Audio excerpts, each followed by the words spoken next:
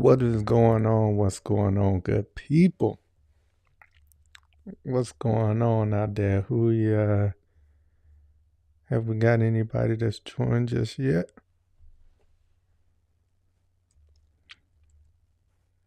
Let me get my audio right here.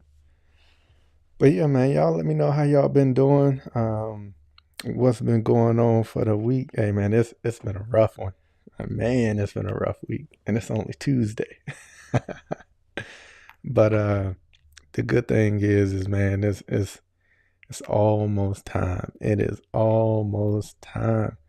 I just wanted to check it out and just see if anybody has got going yet. Have you dropped any of your applications yet? Are you getting prepared or are you ready? Just uh just let me know in the chat. Go ahead and drop me in there. Let me know what you got going on. If you made any of your applications just yet, and if you got your plans together. All right, what's going on, y'all? Hey, what's going on, bruh? I see you over there. We was in the chat earlier talking. What's good? What's good, Polo? Y'all let me know how the audio sounds. Cause I gotta figure out how to turn this down in my headphones. Let me go over here and hit this right here so we can get this together. Get this together. Cause it is loud in my headphones right now. Let me see if we can get this together.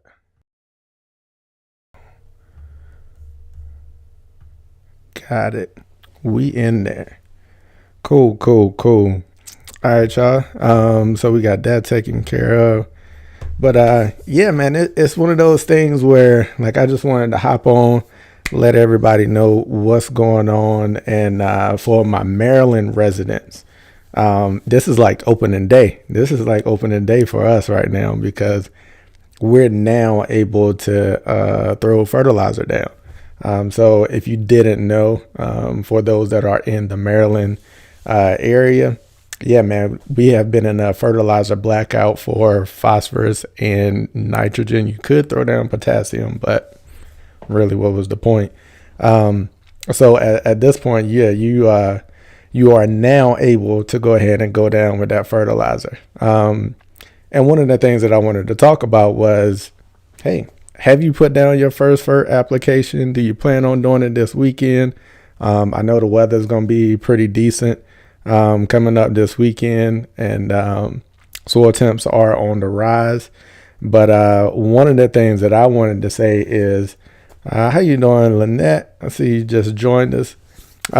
Even though at this point we are able to legally go ahead and throw down that FERT, I'm holding off. I am actually holding off. Soil temps haven't quite got to where I want them to be yet for me to go down with my first FERT application. I am seeing a little bit of green up. Like there are some areas, especially like right by the sidewalk, along the driveways and any of those like hard surfaces. They're starting to get a little bit of green up because we've had some warm days that have popped up in that 65. We had a day of 70, I believe. So yeah, man, those areas, of course, they're going to be the first ones to start to green up. But I did go out today and I checked my soil temps, and soil temps aren't quite where I want them to be just yet. So what I am going to do, I'm going to hold off. I haven't put my first pre-emergent down yet either. My soil temps right now are sitting around 44, 45. I did go out one day. We had 2 days that were pretty warm. That it spiked it up. It got close to 50, but then we got cold the very next day. So our soil temps haven't got there quite just yet in the Maryland area. So if you are interested in trying to figure out, hey Cam, how you know what your soil temps are? Like what's the soil temp? How can I figure that out? Or even why is it important? So those are two things that we're going to talk about. One of those things is how can you figure it out? So Greencast online.com is one of the places. So you can go and it gives you like an average soil temp for your area. You can go put in your city, state, and all of that information, or you can do it down to your zip code too. And once you put that down, you put that in, and it'll bring up your soil temps. So it'll give you your 5-day average for your soil temps. It'll give you your 5-year and also I think 10-year, 5-year and 10-year average on a graph. So you can kind of see how that is and what's going on, what's happening with your soil temps and everything. So that's a good resource for you just to be able to look it up on your phone. You can see where your soil temps is at and everything is, and then you can kind of make a plan from there. The second way of doing that is pretty easy, pretty simple. Oh man, I got a super chat. I appreciate that. Appreciate that, Transylvania. Dropping in with the super chat. Hey, he says, let me see if I can bring that up. Hey, putting y'all on notice with the with the strike game. But anyways, so yeah, I appreciate that, Transylvania. I like you coming in with the jokes too. The second way that you can figure out your soil temps is just going out with a thermometer. So you can get like one of the meat thermometers, any of that. You do want to make sure that it is able to read like on the lower end. So your soil temps, of course, like right now, you want to be measuring something between that 0 to at least 80 or 100. You at least want your thermometer to be able to go down to like 32 or so. And then be able to read those increments in between, because the magic one that we're looking for is like that 50 to 55 range. So once soil temps start to reach around that 55 degree mark, that is when especially crabgrass and a lot of other seeds start to germinate. Some of those germinate at lower temps than that. So for me, and my recommendation is I go down at 50. Once soil temps hit that 50 degree mark, not if they spike up and they hit it one day and then they're right back down into the low 40s. But when I get those soil temps that are pretty consistent and they kind of hit that 50 degree mark, and I see future days that are going to be in those mid 50s, 60s and higher, I know it's time for me to go ahead and go down with my my pre-emergent. So that's what you're going to be looking for. Those are going to be the ways that you can get in there. You can figure out if your soil temps are there yet. And right now, my soil temps they're not quite there yet. So I'm gonna hold off. We do have some warmer days coming. And I'm thinking next weekend, I'm probably going down with my pre-emergent. So pre-emergent is probably going down next weekend. I think we're supposed to get up into like the 50s and 60s. And then I think next week we also have rain coming. So most of us, if you have irrigation, you haven't turned it on yet. So you do need to water in your pre-emergent, whether you go down with a granular or or if you spray it and you use a water dispersible like Prodiamine, WDG. So if you decide to go down with either one of those, your pre-emergent does need to be watered in. So you want to time that around some rain. So if your irrigation is off, like most of us, time it around some rain. Another reason that I say next weekend I'm probably going to go down with my pre-emergent is because we got rain coming in. So we've got rain in the forecast as of now for next, I think it's Thursday, Friday, and Saturday. We got like a multiple days of rain coming in. So probably midweek sometime next week, I'm probably going to go out with with my pre-emergent, make sure I'm getting that down. And Transylvania, appreciate that. Clap. Polo stay clapping back, man. Come on. Polo ain't gonna let nothing slide without him addressing it. So yeah, man, that's my plan for pre-emergence. Pre-emergents are one of those things that are very important. If you're battling weeds, if you've always had an issue with weeds, especially crabgrass, you want to get out there and make sure you're putting that pre-emergent down. And another thing about pre-emergents, they're not going to prevent every weed from coming up. That's not the way that pre-emergents work. Prodiamine is mainly a crabgrass preventer, mainly. And then there's other pre-emergents that are out there that can target some broadleaf weeds and keep those from emerging. So just because you put a pre-emergent down does not mean that you will never, you're not going to get any weeds this season. So it is better than nothing. And it's another tool in your toolbox.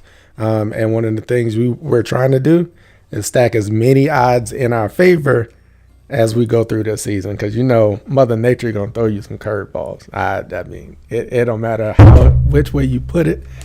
Mother Nature is going to throw you some curveballs. So we trying to stack as many of the odds in our favor to make sure that we can get through this season and be successful.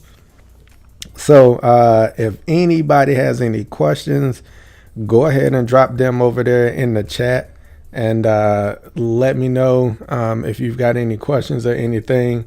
I'm going to move a couple of things around here real quick on this screen because y'all know, man, I told you I'm still getting used to this eCam that I'm running. I like it. I definitely like it. But I'm still learning. Y'all. Bear with me. CR, thank you. I appreciate that. Thank you for the super chat. And I thought this was easy to do. Pop up. Nope. All right, so we hear curveball. Hey, appreciate that. So Evan, yeah, man, he's another good channel for y'all to follow on YouTube and also on Instagram. So Evan there he's got some good information as far as content creation, some branding. I kind of think he hit me up I saw when he followed me on IG and I went and checked his page out. Got some good information on videography, good information on branding. For content creators and just branding in general. So yeah, just a nice little shout out. I'll be keeping my eye over there with some of the branding information that's going on. I mean, cause hey, we are a brand. Yeah. And on top of that, man, I think I saw a question that popped in.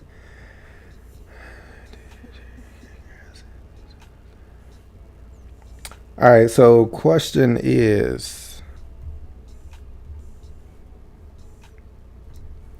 all right, here we go. Do you get grass seed to stay in an area where water runs off? So how do you do that? So one of the ways is that I like to do is make sure that I'm working that seed into the soil. I don't like to leave my seed sitting on top of the ground. For one, germination is a little lower. You want to get that seed covered a little bit and worked into like that top 1/4 inch of soil. And another reason that I don't like to leave my seed just sitting on top of the ground is exactly what you're dealing with there. Is if you can get that seed worked into the soil, it will help from it washing away. Another thing that you can do is you can top dress it. So covering that seed with either peat moss or some compost, or my way is I like to use the soil that's already on the ground, so I ain't got to go buy nothing else, which is why I like to work that seed into the ground a little bit, which gives it that covering to hold it in place. There's also some more, I would say, elaborate ways of keeping that seed in place. You can hydroseed it, which is you kind of go in this. You'll probably have to get somebody to hire somebody in to do this, or you could, I think you can rent hydroseeders. You have to find a place that you can go rent one to kind of mix like a a paper-like substance and a tacker, and you kind of mix it all together. You put the seed in. You can either spray it with the seed already in it, or you can put your seed down and then come back and hide your seed over top of it. And that tacker, or if you want to call it a tacker, it kind of makes the seed and everything stick to the ground. So that'll help hold it in place when you're getting that water runoff. And I see Jacob just popped in the chat, my man over there down in North Carolina, working with the mad scientist, Mr. Pete Denning down there at GCI Turf. What up, Jacob? So I know he's seen the hydroseeder. I know he's done it because he had his whole yard hydroseeded. So that's another way of protecting that seed and holding it in place, which that is a more elaborate way of doing it. My recommendation, either top dress it or make sure that you're working it into the soil and you're not just throwing the seed on top of the soil and leaving it. So those are two ways that you can do that. All right. Let's see. Do we got any more questions that came in?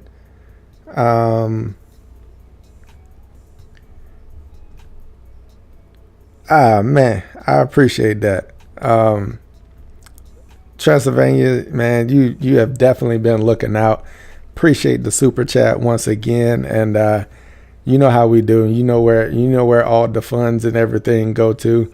We putting it right back into the channel to build this content. That's just how we do. And what we're gonna do is we're gonna roll into the next topic. So fertilization.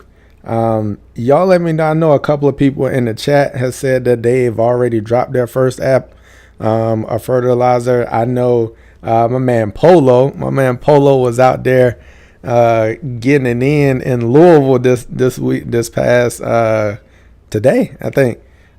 So at this point, it's go time for him. Got that Polo green out there going. I've seen a couple of people down south, North Carolina, Virginia, areas that are dropping their first rounds of application. And I am actually planning I'll probably go down with my first app probably about the third week in March. I'm probably going to wait about two, maybe 3 more weeks. And I'll get into a little bit more detail of why I'm doing that, maybe in a video or so. But I just don't think it's quite my time yet as far as where the soil temps. I've been looking at my growth potential. So you kind of go in. I did the PACE climate appraisal. That's one of the things that you can look at. Turf and also Ryan DeMay, they talked about that when we was having our live with DeMay going over growing degree days. So looking at your growth potential, right now, putting in my average temperatures and stuff that I'm seeing, I don't really have very much growth potential in March at all. It's almost non-existent. It's like this little bitty sliver that kind of pops up, which I think that's towards the end of March.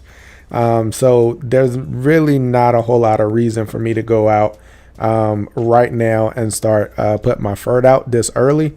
So what I'm gonna do is I'm gonna hold off until about that 3rd, 4th week of March, and then that's gonna be right before my growth potential kind of starts to pick up a little bit. That way I can get something down, get a little bit of food to the plant, but I'm not going crazy heavy either. On that first app, the reason being is because it's going to be a sharp curve of where it's going to go from very little growth potential to a lot, which is going to be that spring green up. So it's already going to be growing like crazy. And that's going to be the time where I'm going to be introducing something new and riding this wave of not trying to push a whole lot of growth right now in the early spring. Just kind of let it wake up, give it some food, kind of let it wake up, and then I'm gonna regulate it. So one of the things that I'm gonna be trying for this season is I am going to use a PGR, plant growth regulator, for the beginning for the spring, through the middle to late spring. And then I'm going to let it come out of regulation before we hit summer and we hit the disease pressure. So this is going to be something new. It is definitely going to be something new for me. I think I'm only going to do it in my backyard for this year. I don't think I'm bold enough quite yet to do it on the front and the back.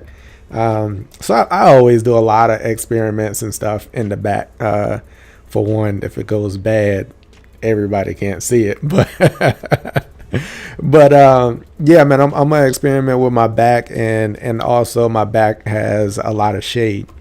So that's another thing that I'm putting in the toolbox for battling that shade that I'm fighting back here in the backyard. So I'm gonna go in and, hey, I'm going guns blazing.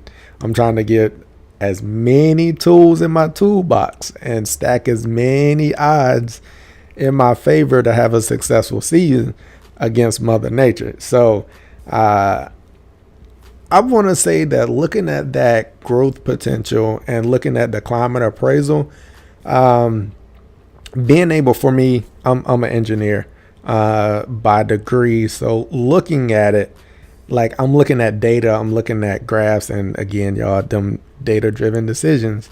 Like, looking at that, it just helped me visualize so many things and see why I was experiencing some of the things that I was. So filling that climate appraisal out, I looked at also the rainfall and the temperatures and how those were correlated to when I saw my highest disease pressure. And it was like, I always knew the past 2 years, like, my disease pressure had always been high, like right after 4th of July. Like, the lawn would be amazing. 4th of July would hit, and like the immediate week after 4th of July, the lawn starts struggling with disease. And then as I was filling out that climate appraisal and I looked at it, July is my wettest month of the year. I get the most rain in July. And I also have the highest temperatures and humidity in July. That's it. That is it. That now explains why my disease pressure, why the lawn really struggles and starts to battle right after 4th of July, is because of that. All of the moisture, the high temperatures, the high humidity, the lawn never really dries out. It's a battle. So last year I put in a very strenuous, very strenuous fungicide program, and it got me through, and it did exactly what it was supposed to. I was right on top of all my applications. I documented them, had them all planned out, and everything worked out fine. I did see the disease pressure. It definitely rose. It started to kick in, but it was because I was on that fungicide and I was on that program. It was able to overcome it. The lawn didn't take as much of a hit. It just wasn't at its peak. And you could see some disease pressure trying to creep in, but it was able to hold it off. I got through July and August, got in for the overseed, and the lawn was off to the races at that point for recovery from the summer and the fall. So it's very important. I recommend, if you haven't done it, if you haven't done a climate appraisal, that's one of those things that I will be bringing up and introducing in a couple of videos, and kind of getting into more of those details. That is for a lot of the more advanced people that want to look at it, but it's also, you can take it as deep as you want it. Doing the climate appraisal, I don't even think that part is very advanced, but it does give you a visualization of, hey, all you got to do is put in your average monthly temperatures, your average monthly rainfall, and it'll plot a graph for you and say, hey, this is when my grass is going to grow the most. This is when my grass is going to use the most nutrients. And then from there, you can formulate a plan of when you need to be making your FERT applications.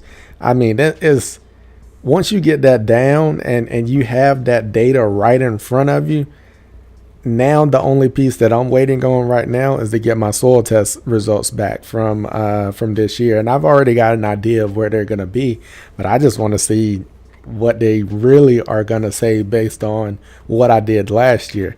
And I'm excited to put that plan together. So I'm going to pause right there. I'm going to jump over here in the chat. I see y'all going at it. I think Polo addressed this one. I think Polo hit this one up. How many weeks after putting in on?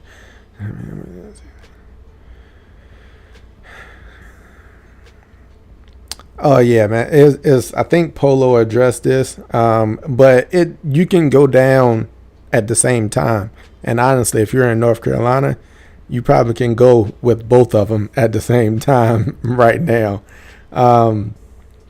Given that where your soil temps are, yeah, man, you probably can go ahead and go down with both. I know Paul from Paul's Prime Cuts. He's already been down there slinging pre-emergence and FERT. So you've got a green light to go down there. My temps just haven't warmed up just yet. So throw it down, throw both of them down at the same time. Yep, Jacob. Yeah, I see him helping him out in the chat. Yeah, do all of that at the same time.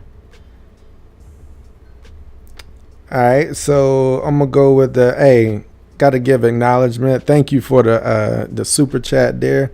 Paddle duck. That's an interesting one right there.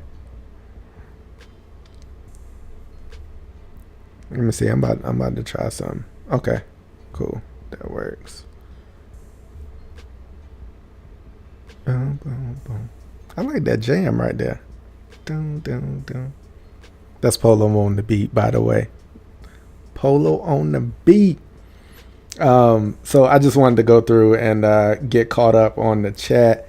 I see y'all helping my man's Robs out in there. And cool. I think we're caught up. Grace, I see you speaking on the hydrotane. Yeah, hydrotane is a good one to go with. One thing with hydrotane is make sure that you're making your follow-up applications. Just one single app and you don't follow up with it. If you go down early in the season, make sure that you get in there and you make those follow-up applications. Because I'm gonna be honest, I put out my first application and I didn't do my follow-ups. I did not do my follow-ups, and because it breaks down over time.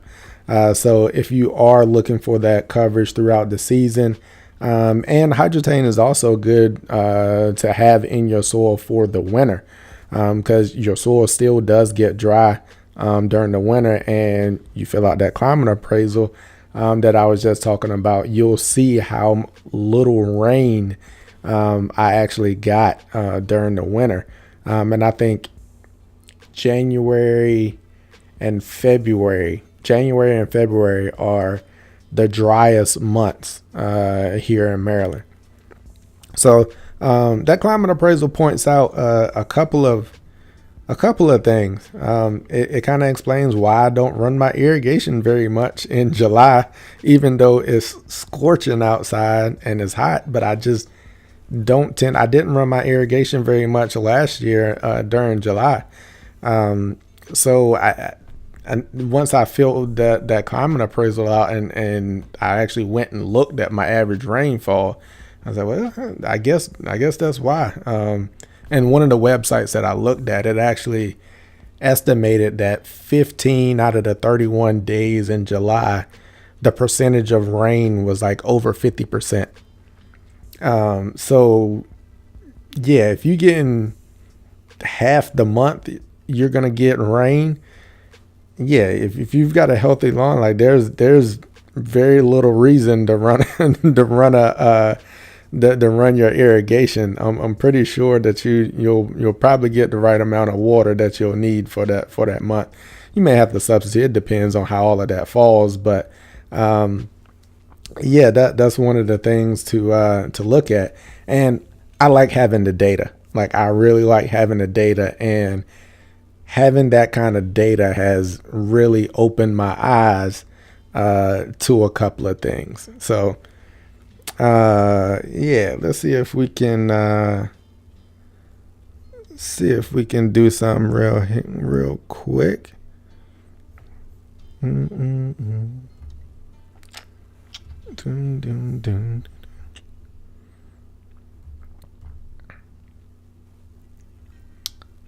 What is going on? What's good?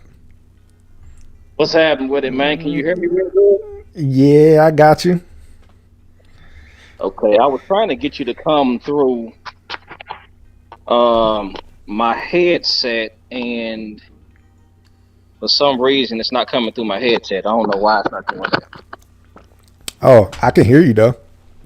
I can hear you loud and clear. What you got going on over there? I see you out there in the garage. I see you out there in the garage moving around. I told you, man. I don't know what's up with the sun in Louisville. Like you still outside and it's sunny. You ain't that doggone far away. You ain't that far away for the sun to still be out and it's light. And bruh, it is pitch black dark here. Like I told you, like I don't get it.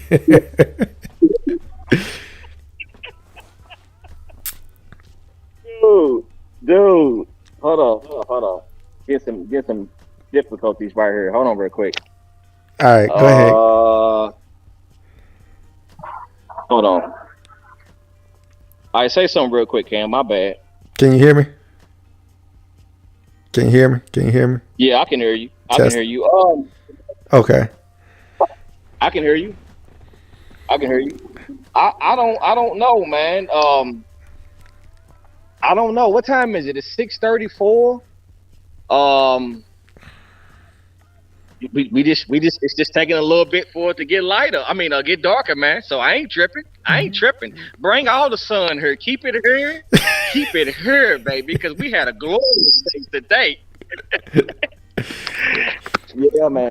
Yeah, man. I don't be getting it, man. You outside and it's plenty of sunlight. You still out there in the garage getting it in, man. You still enjoying yourself, and it is definitely pitch black dark here. So the sun is. I mean, you can see it. You can see it going down, but yeah, man. I mean, I don't know, man. I don't know. You may need to move down here or something. So, you can get some extended sun. You know what I'm saying? You may need to move on down this way. Hey, man. I love my son. I love my son now. I love being out the sun now.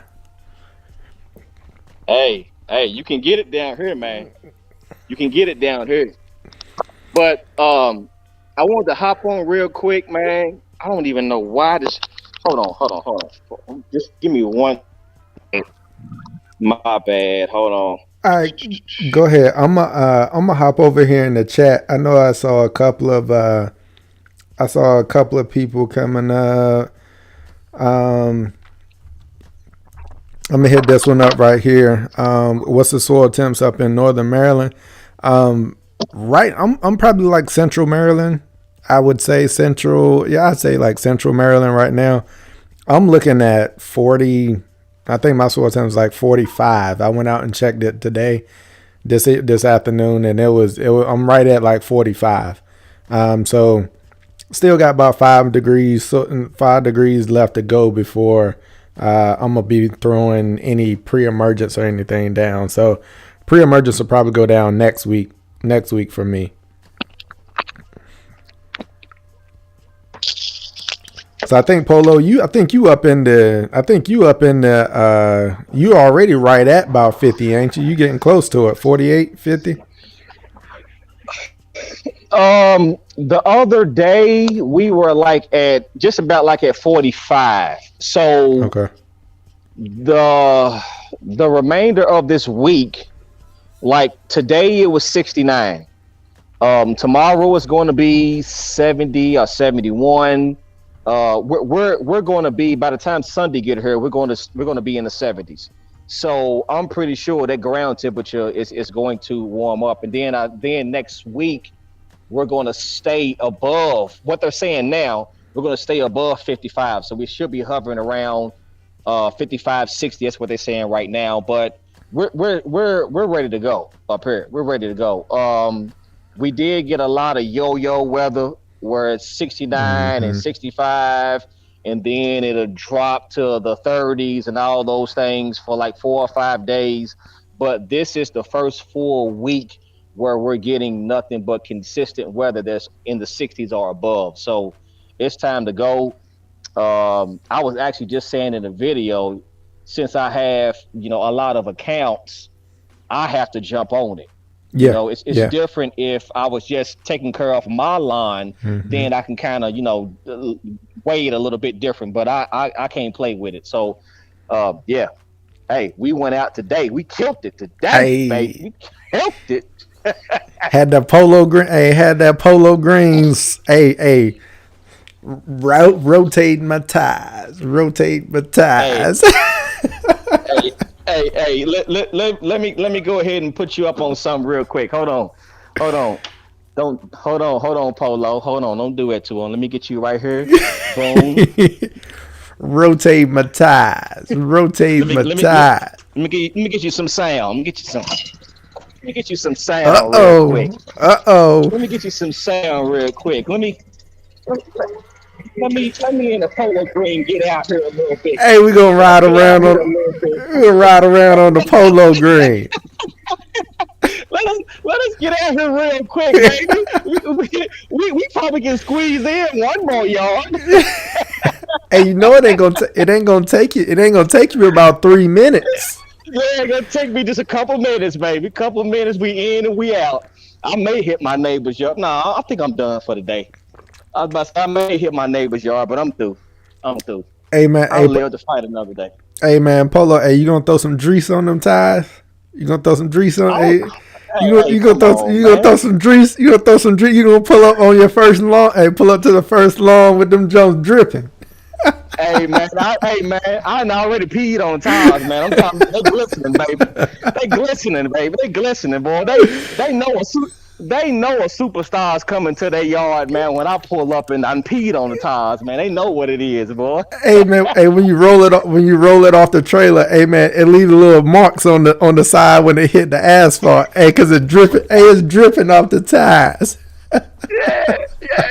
Yeah. We dripping over here, man. We dripping and we making their lawn green, man. That's what's up, man. That's what's up. But yeah, Oh man. man. But we had a good time today, man. We went out and we fertilized a lot of my uh well established lawns. A lot of my lawns Mm-hmm. that don't really need, well, I'm not gonna say don't really need. Okay, I haven't applied a pre-emergent on my yard. This is going on 3 years. Oh yeah. Okay, I haven't applied a pre-emergent. I've applied it on my test plot, but I have not applied it on the rest of my lawn. I have not applied it. I have a bunch of lawns that I've gotten into shape just like mine, and only thing I did was I just fertilized them. I didn't put down any pre-emergence. We are supposed to get some rain Friday. I think Friday night is when we're Okay. supposed to get some rain. So when I do some pre-emergence, I'm going to be doing those like that day so that the rain can go ahead and water it in. The ones that do have irrigation, they're not cutting that stuff on until probably late Yeah. March or April or something. They're Yeah. not worried about it right now. So I just want to make sure that I do my part, that the pre-emergent can get watered in, Mm-hmm. because I'm spraying and I'm not putting down a granular. Mm-hmm. So, but I've just been kind of like hitting it with fertilizers today, man, and my line looks fairly decent compared to a lot of other lines. Mm-hmm. But I mean, I was just happy just to get out there, bro. Just to get out there, I and bet. I bet. man, man, I I, t- tell you, man. I told you, man, I ain't quite there yet. But hearing you and seeing you getting hyped for it, it's giving me it's brought me up maybe a point or two. It's brought me up a point or two to getting that bug, but I ain't quite got there yet. Like I said, it just ain't got warm enough for me. And I know once it get warm that I can be outside in a short sleeve shirt. That's all I need. That's all I need. If I can be outside in a short sleeve shirt and be warm, that's when the bug gonna hit, and it's like, all right, it's time to go now. It's time to go. He said a short sleeve shirt. I got on long sleeve. Oh, you look like you had on short sleeve. Hey, but hey, you Nah, get me that you get me. Hey, I think our refrigerator's different. Hey, you probably would have on a long sleeve. Hey, I'd probably be out there in a short sleeve if it was warm as it was. Hey, what y'all had today? 60 what? 67? 65? today we were 69. We were No, yeah. 69 Oh today. yeah. Oh yeah. 69. Yeah. 69 today. Yeah. Tomorrow, like I said, tomorrow we're supposed to be 70, 71. I'll probably tomorrow, I'll probably tomorrow go on the short sleeve because I had to let my window down, man, probably around maybe like to crack both windows, man. I was like, ooh, started getting a little sweat right here. I was like, okay, okay. Yeah, man. Um, Yeah, man. Especially if you ain't doing nothing but yeah, man. spreading I, that granular, you'll be good. I said, especially if you ain't doing nothing yeah, but spreading that yeah, granular, yeah. you'll be I good. think everything will be good, man. Yeah, I think everything will be good. Um, so the only thing that we're waiting for now is just for the rain to kind of like water it in, and then it's gonna be up from there, man. The grass gonna get the greening up, and we'll be mowing before you know it. Now this year um it's been different because it's been colder longer. Mm-hmm. The last 2 years when in here in Louisville, let me see, in 2020, I mowed my lawn around like towards the end of March. That's Okay. when I got my first mow in. Last year, I mowed it at the beginning of March. Okay. But like I said, we didn't get those type of winters like what we got this year. Like it was a Oh this yeah. year. I mean, Yeah. it was below freezing Yeah. a, a lot of days, point blank period. But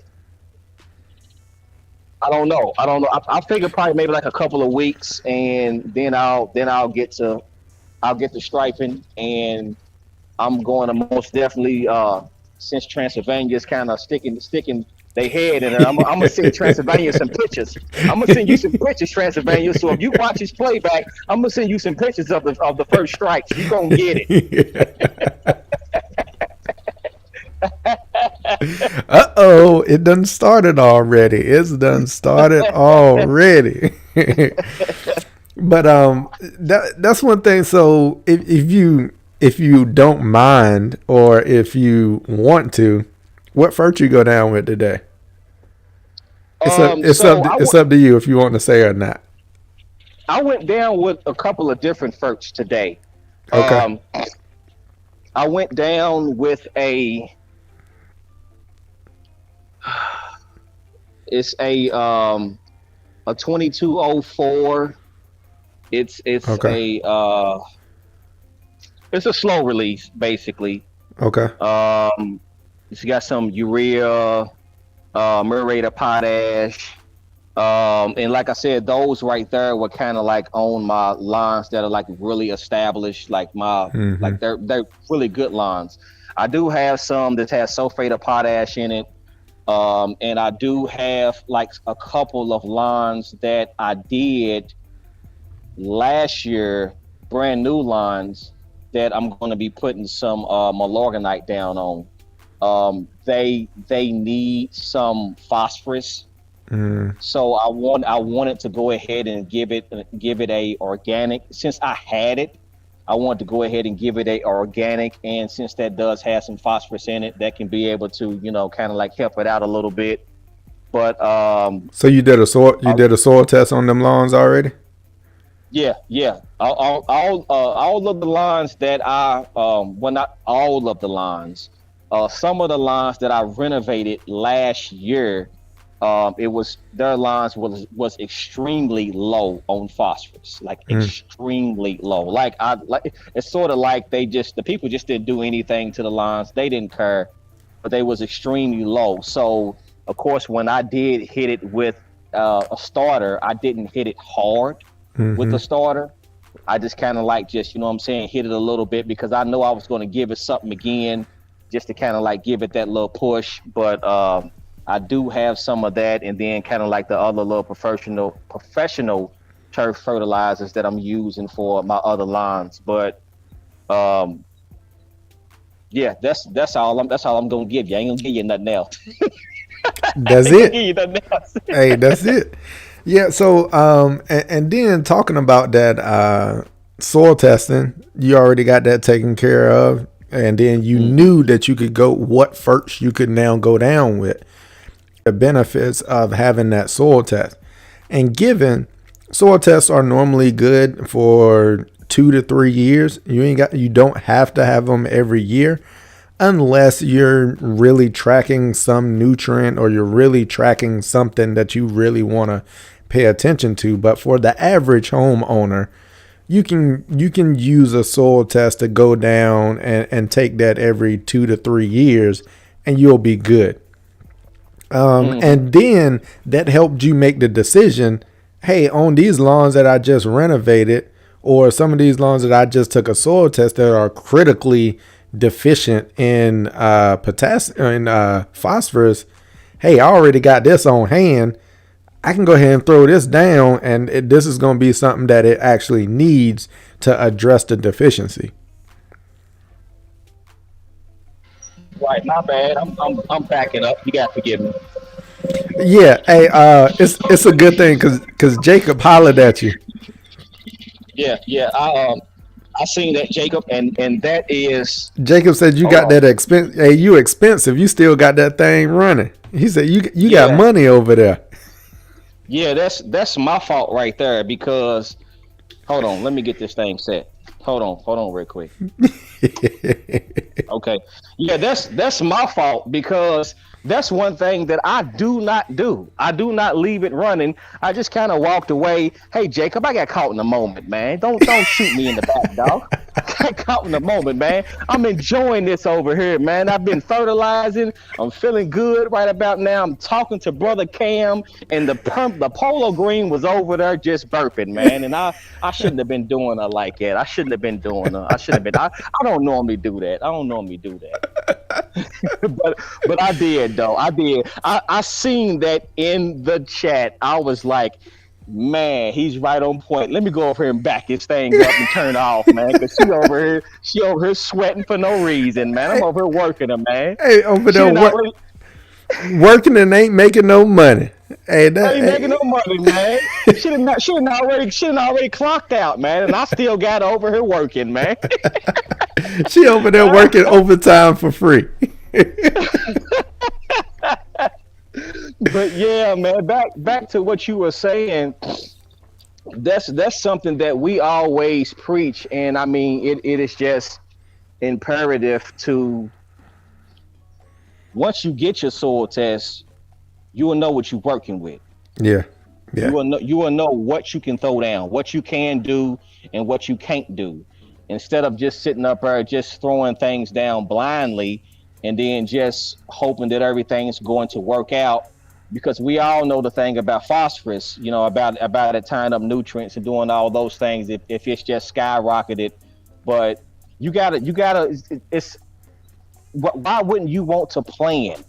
You understand what I'm Mm-hmm. saying? To get a fertilizer, to get the right one that you're going to need, and then put that down instead of just going off of what Joe Blow said, because that's the next hottest thing on the market, but Mm-hmm. that may not be what you need. Mm-hmm.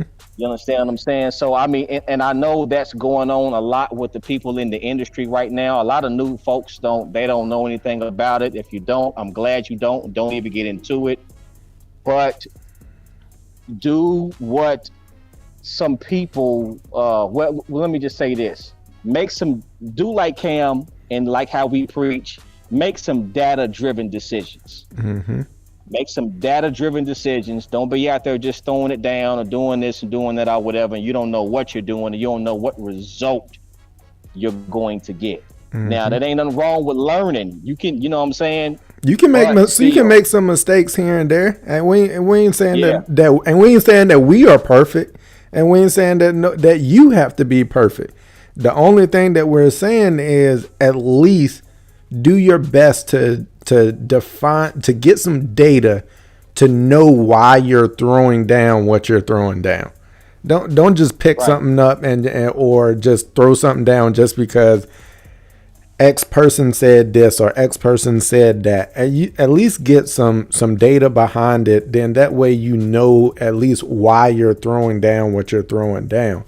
And one of the things that I just want to point out is if you're new, go to your extension website or your state's ag website.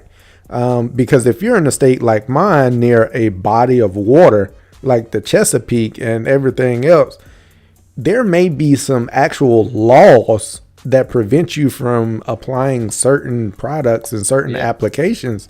So, yeah, as a homeowner, you at least need to be responsible for the things that you're putting down. And that's all we're saying. We're not trying to make this a full blown science project for a new person, but we are trying to establish a standard that you at least know why you're putting down what you're putting down based off of some data.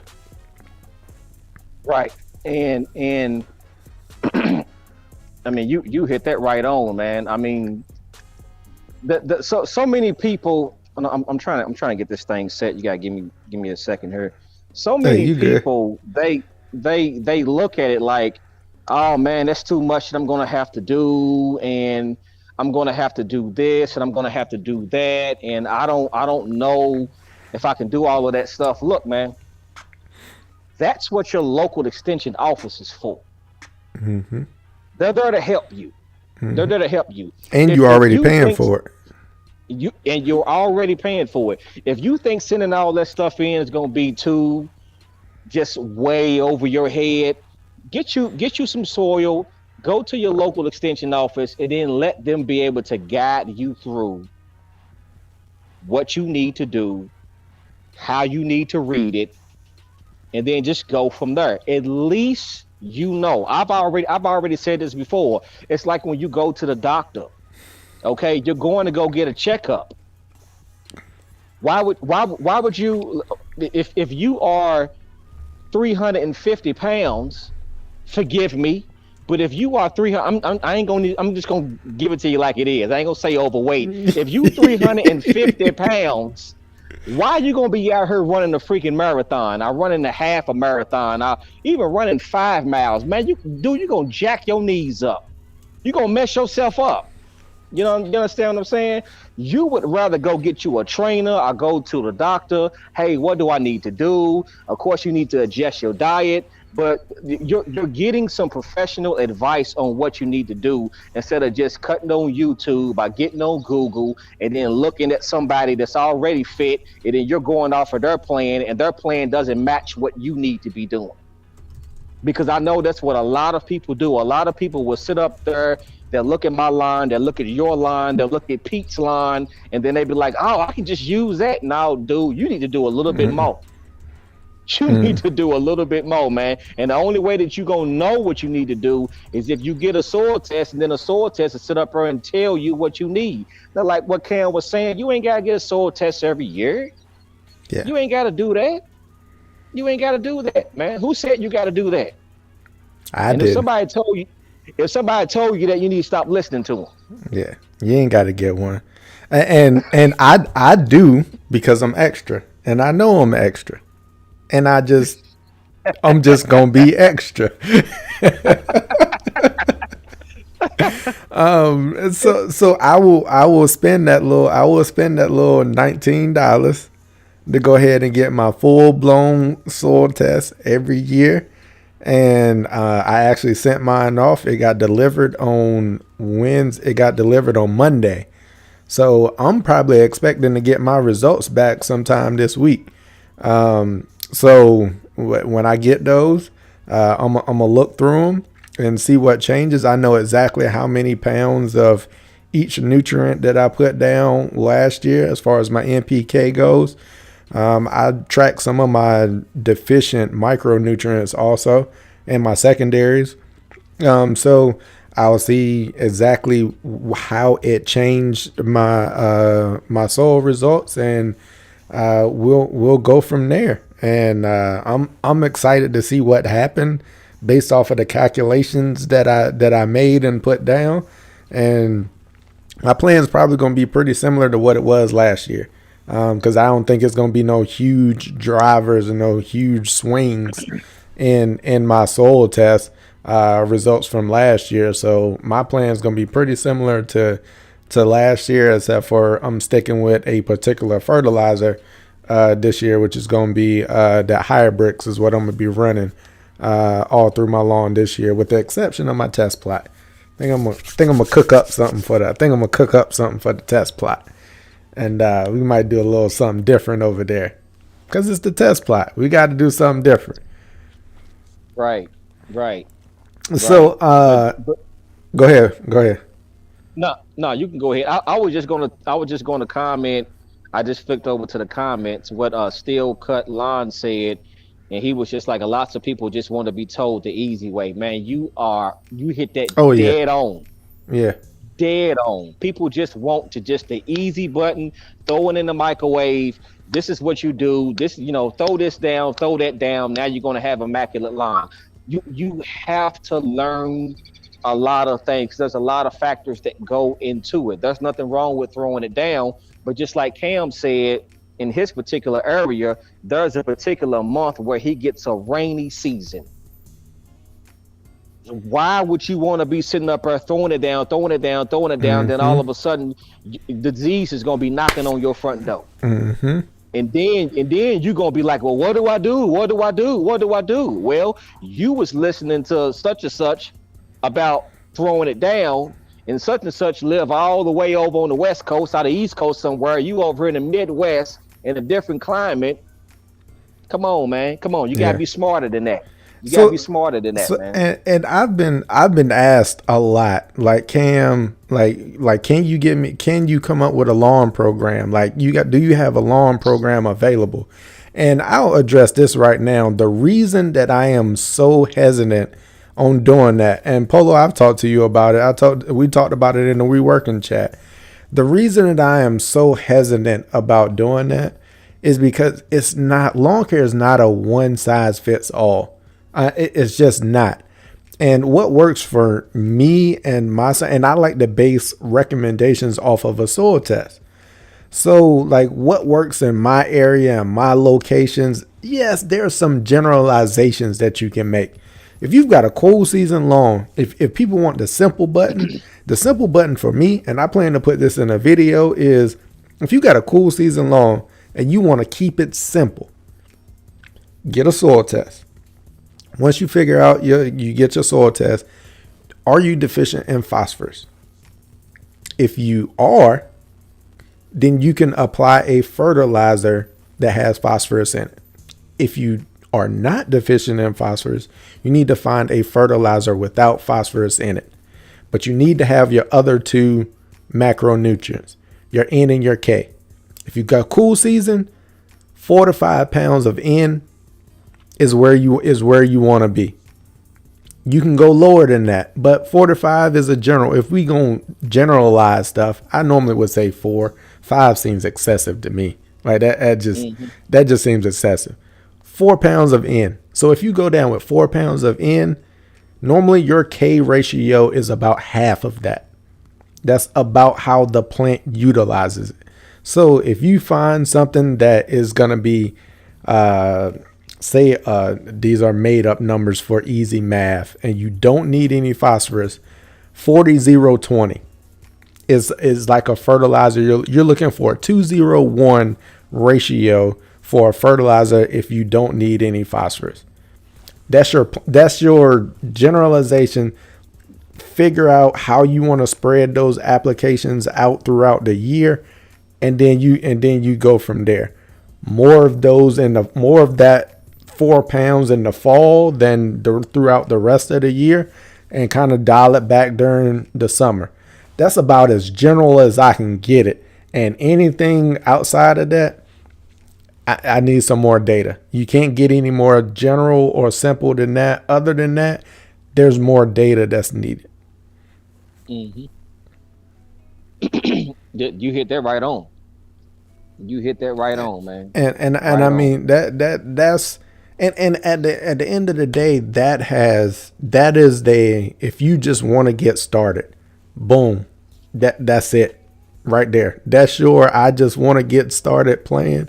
Get that soil test, figure out if you need phosphorus or not. Boom, go from there. Cool season. We're talking cool season. 4 pounds of N, half of that, 2 pounds of K, and you kind of go from there. That's as simple as it gets. But you still got to figure out how you want to split those amounts up throughout the year. And that's why I think that climate appraisal comes in to help you figure that out, where your growth potential is going to be.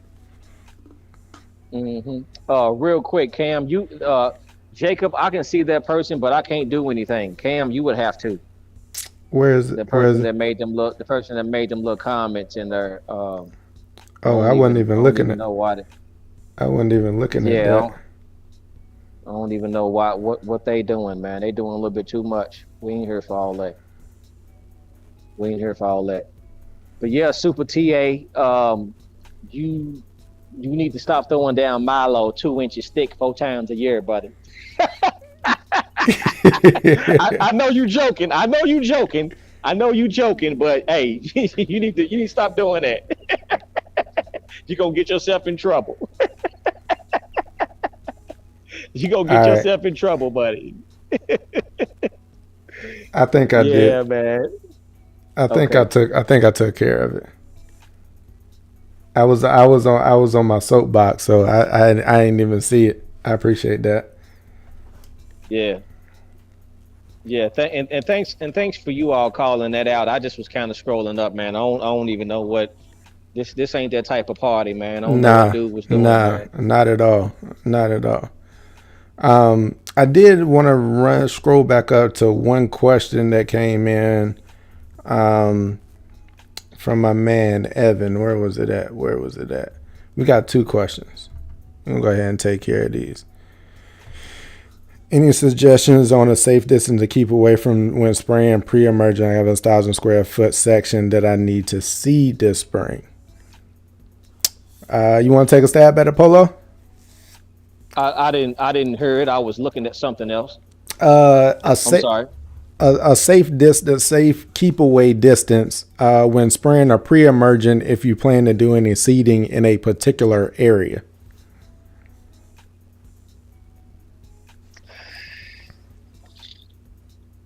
Let me see. You have 1,000 square foot section that you need to seed this spring. Um, But he's not going to seed the rest of it, so he's going to put his pre-emergent on the rest of it, and don't put it on that area because okay, so he's going to seed it. He's like, how far should he stay away from that area that he wants to seed? okay, I normally would stay a few feet away from it, and I also will mark it. Um, I can't walk back there right now, but I actually have my it's funny that you say that. My test plot, it you can basically you can tell where my test plot starts and then where the hold on, my lights cut off. My lights cut off. you can tell where my test plot starts and then where my neighbor's grass starts. Mm-hmm. And I basically marked all of that off. And then there's a section where their grass is where I sprayed it. I'm a couple of feet away. Even though I did a concentrated spray, I made sure, I wasn't spraying, just kind of wildly or whatever. But I did my test plot like it. I wish I could show you, but it's kind of dark out here now. We got that cam weather over here now, but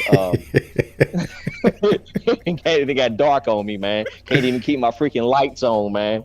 But I normally stay a couple of feet away, bro. That's what I do.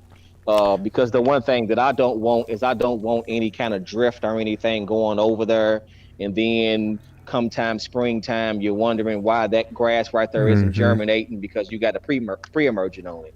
Yeah. So that's what I would normally do. So I would say I'm gonna ask another question. Evan, if you still in here, are you spraying? Are you spraying or are you putting down a granular?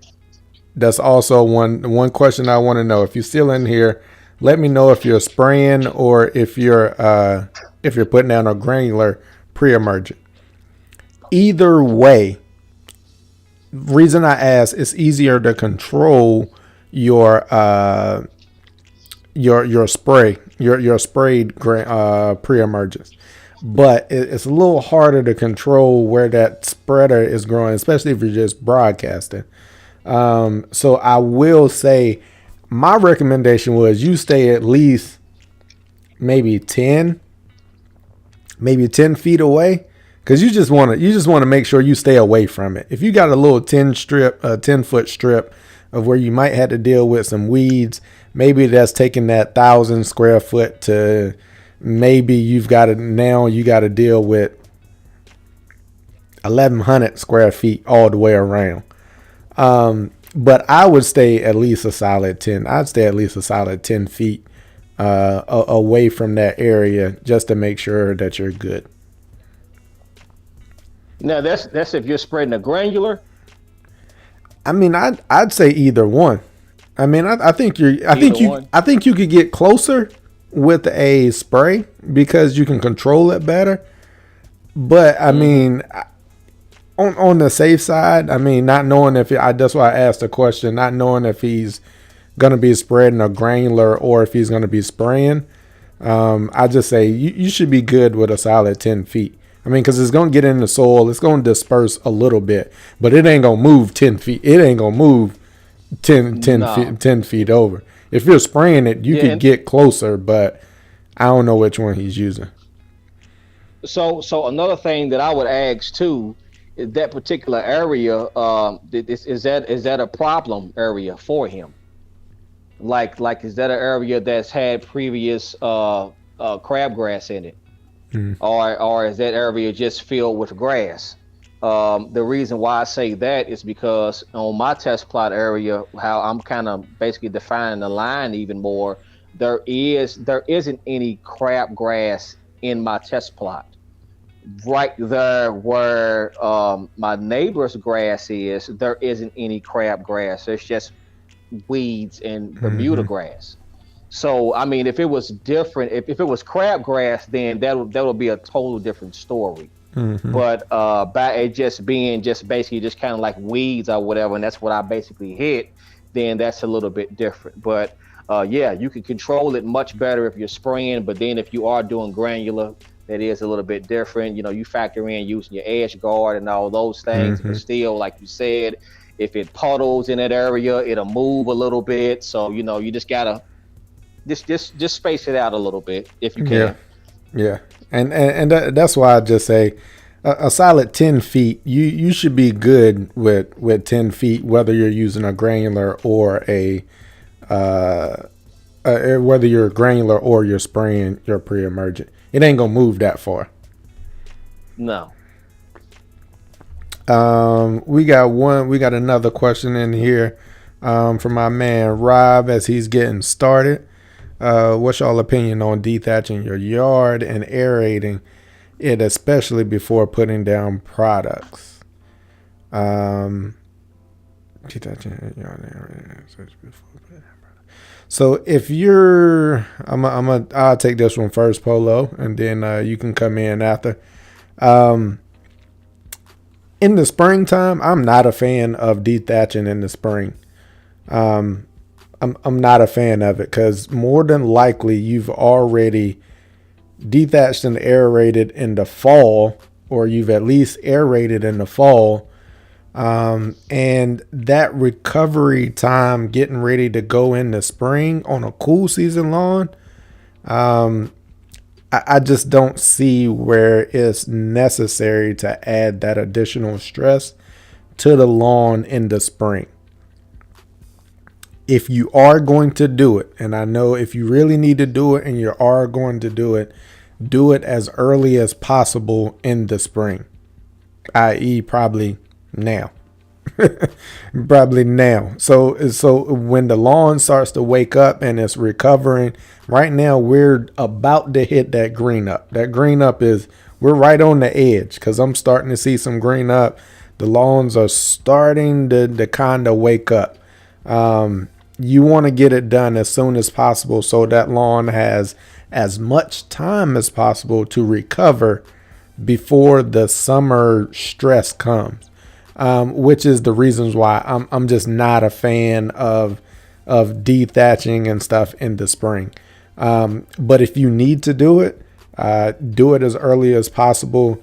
I don't think you, when you're talking about products, I'm assuming you're just saying for before your first application for the spring. That's how I'm taking that. If you've got another, if you're meaning it another way, let me know. Just put it in the chat. We're still watching the chat. So I'm taking this as you're talking about before you put your first application and your first products down. But do make sure you do a cleanup before you do your first application. Make sure you get all your leaves and all of that stuff up and out of the lawn and get it as clean as possible. Kind of fluff the grass up a little bit. I'm not against a hand raking just to fluff the grass up a little bit. I'm good with that. Just get it cleaned up and make sure you've got all that excess debris and stuff off the top of the lawn so your products can get down into the soil. So that's my take on it. Not necessarily a something that you've got to do before you make your first application as far as the dethatching and aerating. Depends on the situation. Hmm. And my take on it is normally when you want a summer body, you work out when In the winter. you work out in the winter. So normally whenever you're doing extensive work like that, where you're talking about aerating and dethatching, you normally do that in the fall time. The reason why I wouldn't do it in Cam is right. If you're going to do that stuff, you better jump on it now. Because the one thing that you're going to do is you're going to do a lot of harm to your grass. The grass is just now starting to wake up. You want it to wake up and give it, its full strength. You don't want it to be struggling, and you don't want that. But you do it in the fall time. That way your grass can be able to recover. Mm-hmm. And especially if you're planting seed, you can start working on your roots and doing all of those things. I wouldn't really per se do, especially like any aeration in the springtime. I wouldn't. That's just my opinion. I don't do aeration. I do aeration in the fall. I don't do it in the spring. I don't pull up plugs and pull up soil. And most of the people, when they do aerate, they leave the plugs everywhere. Ain't no telling what type of weed seeds you got in your Mm-hmm. lawn. You probably Especially get in the ready to spring. introduce a whole bunch of Especially in the spring, yes, man. That's you're probably risky. you're probably yes, That is risky. yeah. You're probably getting ready to introduce so many new weeds to your line that you ain't never seen before. So I wouldn't even do that in the springtime. I wouldn't do any aeration. I wouldn't do any aeration. If you are gonna do some dethatching, do it early. Like you say, clean up your lawn. I always say ruffle the feathers. If you're not gonna do a light raking, do get your blower and blow your grass, Mm-hmm. kind of blow it and loosen it up a little Little bit. fluff it But up, fluff it up. Get it some yeah, stuff standing. Get it standing back up after it's been packed down all winter and snow and yeah. everything else. Yeah. Oh yeah, yeah. Do that, and then go ahead and put your products down. So really, to kind of answer it, what we're really saying is, regardless on where you live at, it's best to do it in the fall time. And if you are going to do it in the springtime, do it early. My suggestion would be don't aerate right now, man. Don't. I mean, Mm-hmm. you can if you want. And Rob, you get in touch with me. If you aerate and then you don't get any weeds you ain't never seen before, then you need how let me know. But I wouldn't do that. I wouldn't do that. I wouldn't. And I think that you said that I don't know. Maybe you may be up under somebody's name. I think you, because I was commenting on one of your questions earlier. I think you said you were a female, but male or female, please take that advice and hope everything works out for you. Yes, sir. Yes, sir. I agree. What's up, Long Maverick? Hey, appreciate you for joining in. And Terrence from St. Louis. Hey, St. Louis in the house. Hey, man, appreciate you for joining there. Absolutely. St. Louis in the house. Here go your boy. Here go your boy. Hey, on the line, what it do, man? Here go What your it do? here go your boy in the building. That's what's up, man. What's happening on the line? What's happening, man? And that's one of those things, like as we get into the season and trying to put together a plan and figure out when is the go time, when is it, which is why I titled this kickback. What I did is, like, is it go time? Because right now you going, like, it's Right. game time for you. Oh And the yeah. message that I wanted to put out there is, this is why things are different. You already going. It's already go time for you. Jacob in the chat. They down working with Pete. They down there in North Carolina. They already going. Paul at Paul's Prime Cuts, down there in North He Carolina. been going. He been He going. been going. He been going because he's like Eastern North Carolina. He where like my people at. And my pops was like, man, it's been like 70, 75. Hey, man, for this, they done had like a week or so 70 plus degree temperatures. So they been going. And the reason I titled it, Is It Go Time? You need to be paying attention. Like, you need to Yep. pay attention to your area. Yep. You need to be making sure that you're watching your soil temperatures. You're paying attention to what's going on in your area. My southern people, it's go time. Y'all should be going right now. My northern people, right now in the area mid Atlantic, we getting there. If you in Northern Virginia, you getting there. If you in Virginia, you probably close. You probably real close. You probably could go in Virginia. Maryland, eh, not quite. I don't think we there yet. In my opinion, we're not quite there yet. Could you go down? Yeah, you can. As of today, legally, you can go down. But I think it's just going. I think it's going to sit there. I don't think it's going to. You're not going to start to get any results or anything from it quite yet. I still think we've got 3 or 4 weeks to go before we get there. Just kind of looking at soil temps and everything, and I'm gonna get mine down probably about the third or fourth week of March, and that's when I'm gonna go down with it. Pre-emergent, so probably go down next weekend, and getting that down. Or that's one of the things you better off being early than being late, especially if you're doing a split app. Let's holler at Yeah. split apps. Let's at least talk about that for a second. So a lot of people, when it comes to pre-emergence, you can go down with one application, heavy app, or you can do what we call split apps. I'm a fan of the split apps. So your split application just means you, instead of going down with one heavier dose earlier or whenever you put it down, you split it up. That way you can cover your crabgrass and everything early spring, all that early germination, and then the next application will be what'll carry you kind of through the late spring summer time frame. So that's the reason for doing like the split applications. And then in doing that, you get a longer period of coverage over having both of those applications. But don't go down at the full rate for both of those applications. You want those applications to total your total application rate for the season. Anything else you got on that, Polo? No, nah, well, and the it actually states that too, that you don't want to go down with the full rate twice.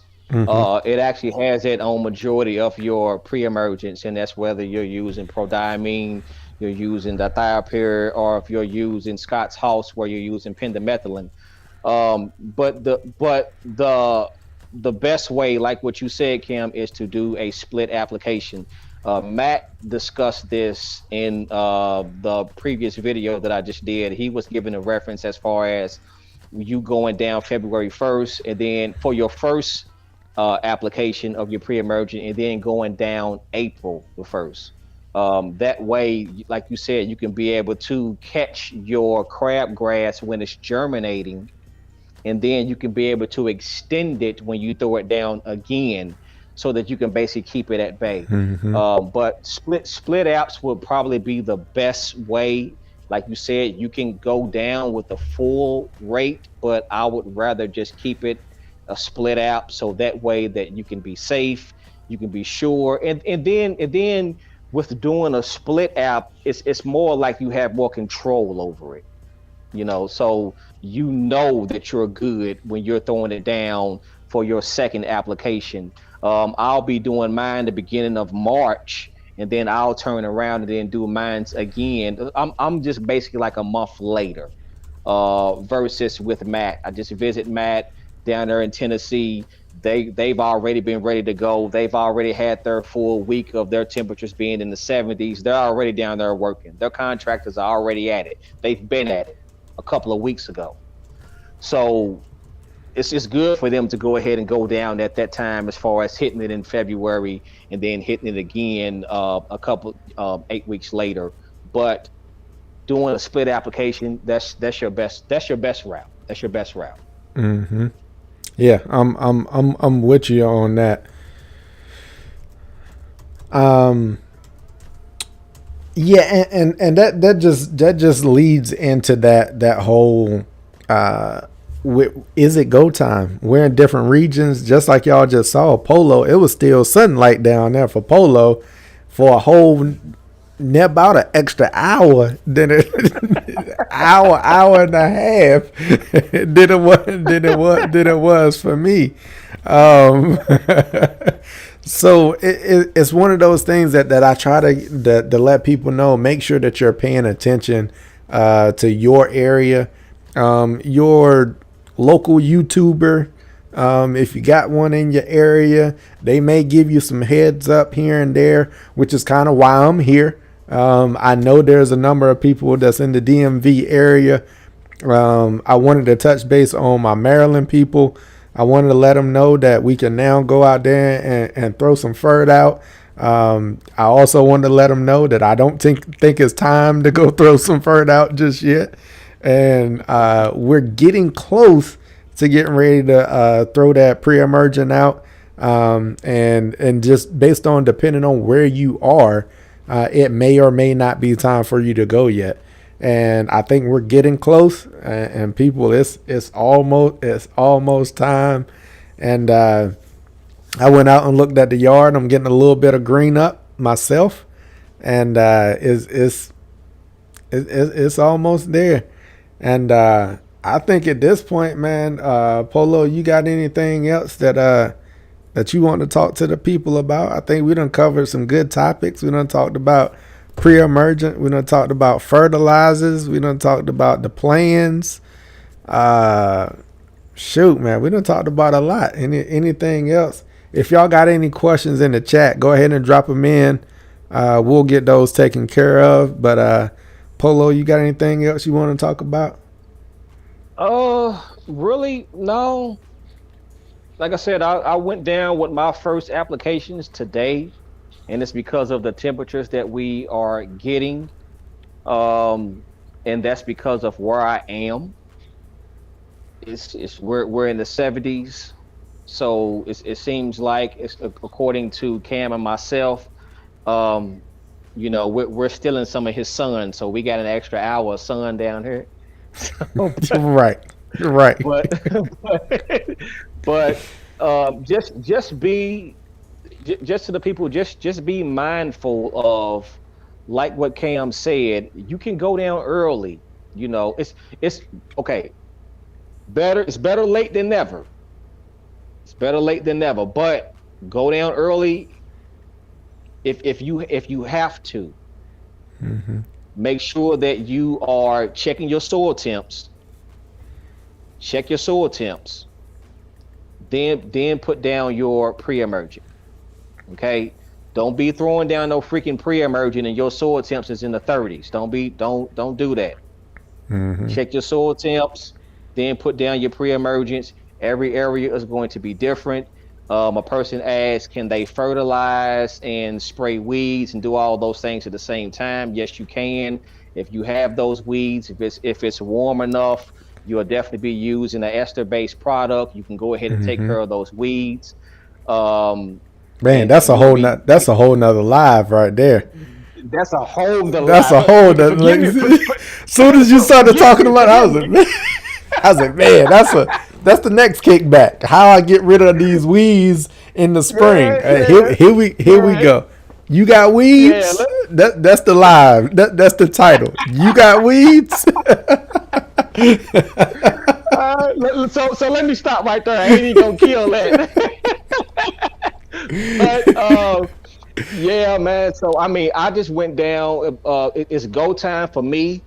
Like Cam said, probably in a couple of weeks, that's when he's going to throw his stuff down. Even though they can throw their stuff down today up there in Maryland, but he's going to go a couple of weeks. And you all, if y'all live in Maryland, make sure that you all follow him because he's going to give you that good information. He ain't going to stir you wrong. Um, that's pretty much about it, bro. I don't have anything else. I think we've answered all of the questions that was in the chat. We had a couple that popped in. I got one up here.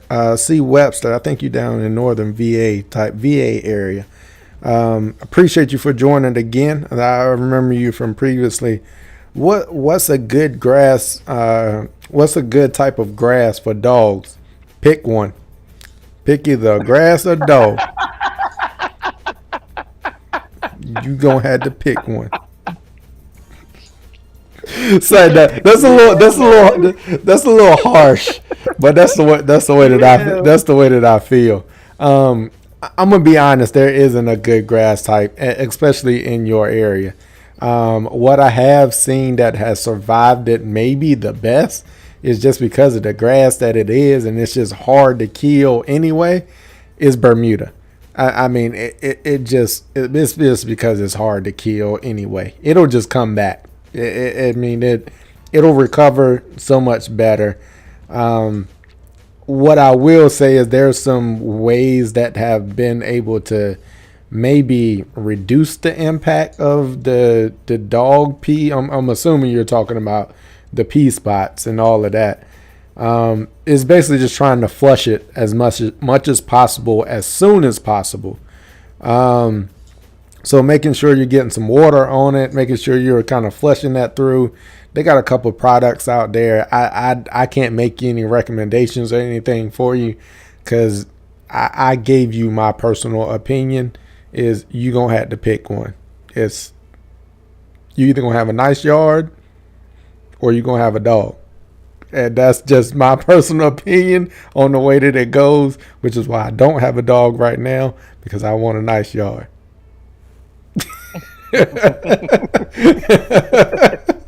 Hey, you hit that right on, man. So, When y'all come to my channel, I'm gonna give it to you 100. Like I'm gonna give it to you 100. Like that's just kind of the way that I feel.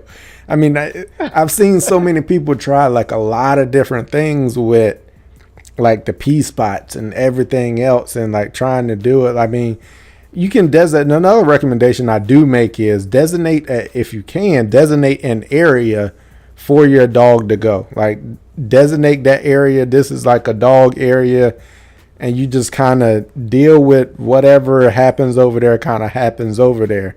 But if they're just like all over the yard, everywhere, going wherever they want, it's just gonna be a constant battle for you. And trying to designate an area is about the best that it gets, in my opinion. But really, you pick one. You either want the dog or you want a nice yard. You're gonna have a let the dog go in the back and let the backyard be what it's gonna be, and keep your front yard nice and pristine and immaculate the way that you want it. And you kind of just work on the back and just kind of let the back be for play. I mean that's another option for you there. But I don't yeah, think there is a particular grass type other than I think that daggone weed of Bermuda that it just recover and it just won't die anyway. Other than that, I ain't got nothing yeah, else. yeah, yeah, yeah. I mean, you pretty much. I mean, hey, just make it do what it do, because a dog gonna make it do what it do regardless. So Yeah, whether you want to get out there and go pick up the dog, turds, the dog pee. You want to get out there with a water hose and be flushing it, doing all that stuff, and man, just hey, you got a dog, man. Let the dog live, man. yeah, Let the dog live. yeah, yeah, man. That's just the way that I feel about it. I think we only got one more in here regarding prep and seeding. I need a schedule and the application formula. Um, Definitely need a lot more information on this one. Where you located, what you got going on. If you're planning to do that in the spring, if your cool season, which is that's the assumption that I'm gonna make right now. Your cool season, you're in either the transition zone or somewhere up northern region, and you're not south and warm season. For a cool season, if you're planning to do a spring seeding, it's time for you to get on that now. Like get on that now. Soil temps are warming up. Get everything prepped. But I will say the fall is the best time to do that. Hmm. Even from recommendation standpoint, I just tell people if you're just getting on the bus now and you want to do a seeding, what I say is take this season from now to fall, get your weeds under control, get your nutrients under control. So now you've Yes. got weeds and you've got some good nutrients. You will be surprised at how much good grass actually comes up and starts to thrive like with the grass that's already there. So Hmm. get your weeds under control, get some nutrients in the soil. Then by the time it comes time for the fall, then you do your aerating and seeding, and you put that fresh seed down. It's got nutrients there. It's ready to go. The weeds are out of the way. Things fill in, and then now you're off to the races for the fall and your following years. That's my recommendation for there. If you're just getting on the bus right now and you're looking at that. If you're bare ground, that's a whole different story. You got to do what you got to do. As far as if you're in a new construction or a new build, just get it started as soon as possible, because right about now it's time to start getting getting that ground prepped and ready because we're approaching that 50 to 55 degrees, and you want that new seedling to have as much grow time as possible before it gets to 95 degrees because Hmm. it's going to struggle. And Cam, let me piggyback on that. I normally tell a lot of my newer clients, let's just say for example, I get a client today and or tomorrow, and the first thing that they say is, "Yeah, I want to throw down some seed, and I think I need to thicken up my line and this and that."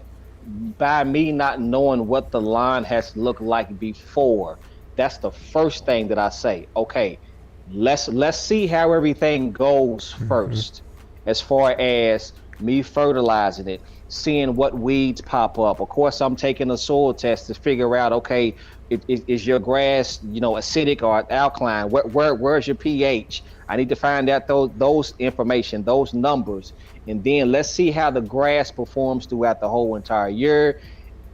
If you don't have any weeds, and if that grass thickens up, and your grass is, if you got a good thick stand of turf, you don't need any. Mm-hmm. A lot of people look at it when the grass is all matted down from the winter time. Oh, my grass is this, and I just need to throw down a whole bunch of seed. Man, you gonna set yourself up for failure. Throwing Mm-hmm. all of that seed down is gonna hit Mm-hmm. you in the butt, and you're going to regret it. But that's the thing that I would do. Monitor the grass first. Let's just see how everything pans out. Now, if you have, like you said, a whole bunch of bare spots everywhere, then that's something that we need to address. But grass is just laying over. They just needs to be fluffed up and stand and stirred up and fed the right way at the right times. Nah, we just gonna monitor it through the whole entire year. And I guarantee you, with you getting that feeding, when you supposed to get that feeding, you're going to look at your grass totally different. I had a customer. I'm not gonna say I have a customer who I took on her line last year, and that's the first thing that came out of her mouth. I need to throw some seed down. I need to this. I Mm-hmm. need that. Okay, Mm-hmm. well, let's just go ahead and let me just fertilize it. Let me get a soil test, and then let's Mm-hmm. go from there. I talked to her again at the beginning of this year. She gave me basically her recap on her whole entire line. She lives in a cul-de-sac. She has a neighbor right across the street from her that burnt his whole line down, and he reseeded it, and he reseeded it with perennial rye, I think, because he had issues. You perennial rye don't like heat. No, he no. had issues. So basically, what she was telling me, she was like, I had the best yard in the cul-de-sac, and this and that and that and this, and I hit her with, see, and you want to throw some seed down. You want to throw Mm-hmm. some seed. It wasn't necessary. Yeah. It wasn't necessary. Soil test wasn't bad or anything like that. She just needed the right fertilizers to go ahead and give her lawn the nutrients that she needs, Mm-hmm. and she got a good lawn. My bad for dragging that out, but I just wanted Nah. to piggyback on that. No, no, no. I'm good. I mean, I think that I see the thumbs up is flying, so the people is enjoying it. I wasn't gonna hold the people, but since the people is still engaging, hey man, we can do what it do. But that's one of the things that I agree with. People ask me all the time come spring. Like my phone has literally been blowing up in like since I think it was about 2 weeks ago, 2 or 3 weeks ago. We got one of them 60, 65 degree days. Everybody was like, yo, Cam, what can you do for the spring? Cam, what I need to do? Cam, what I need to do? Cam, phone just blowing up. Everybody think they need a seed. That ain't the way. That ain't the way. Especially the way your lawn looks coming out of winter. It's gonna look rough. Like it's going to look rough. I Hmm. took some pictures that I wanted to flash up, but I didn't get everything set up in Ecamm just yet. But I'll probably post them sometime this week. Like my lawn looks rough right now, especially in the back. Every year the squirrels go to town. Like they go to town digging for the nuts that then they buried over the winter, and it's it's rough. And I'm gonna end up going back there. I'll drop a little bit of seed, a little bit, just a sprinkling of seeds in those really bad, like, because they're literally like bare areas. I got bare spots back there. And being that I got some Kentucky bluegrass back there, it'll tend to fill in anyway once it gets going. So I'm not even going to put that much seed. I'm literally going to take a handful and probably walk like the whole length of my backyard, along the edge where it's the worst, and it's going to be good. You don't need a whole bunch of, you don't need to, that's not the first thing to do. And that's what I tell people. I tell people, make sure that you get your nutrients right, see what you're working with first, and then when that fall comes, then you can really see if you need seed or not. I want to. This is kind of like I wouldn't say it's a joke or anything like that, but my daughter at a younger age, and this is piggybacking on paddle duck when they said tough on the front line with dog walkers, especially female dogs who mostly pee concentrated in one spot. My daughter didn't know the difference between when she was young, and that's most kids didn't know the difference between a female or a male dog. And I had to give her the analogy. Well, when you use the restroom, do you sit down or do you stand up? And she was like, "Yeah, I sit down." I was like, okay, well, you got to look at the dogs that way too. A female's gonna, they gonna squat. A male gonna go over there and lift a leg up, and they gonna let it fly. I was like, so you got Yeah. And he's gonna get she, more. He gonna get more spread. He ain't gonna be in one spot. yeah, yeah, yeah. He gonna be all over the place.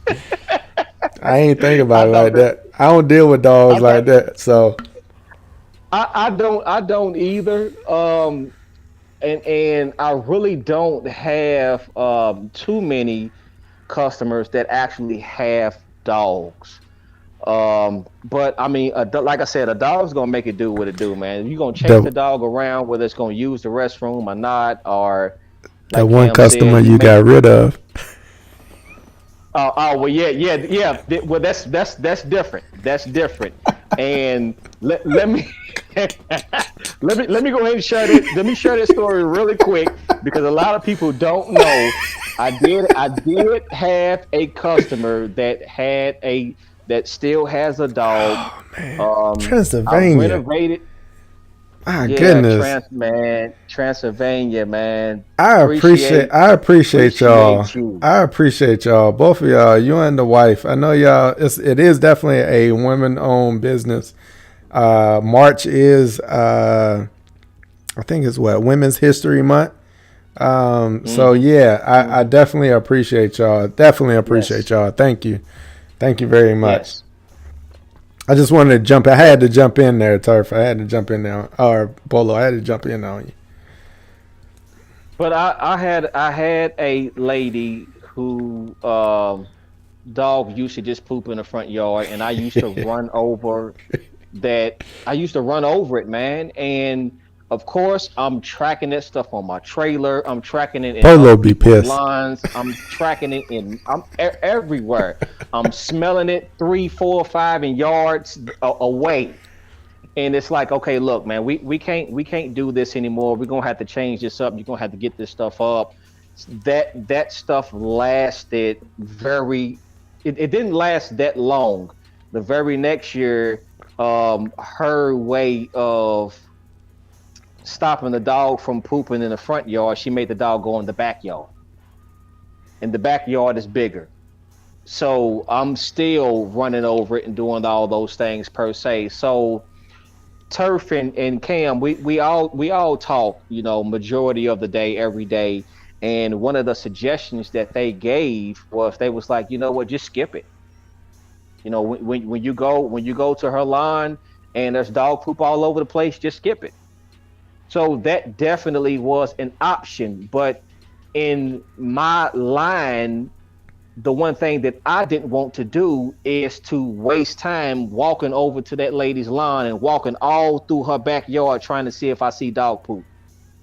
That's taking up my time that I'm supposed to be Mm-hmm. cutting your lawn and then going to the next one. Mm-hmm. So long story short, I don't cut her lawn anymore.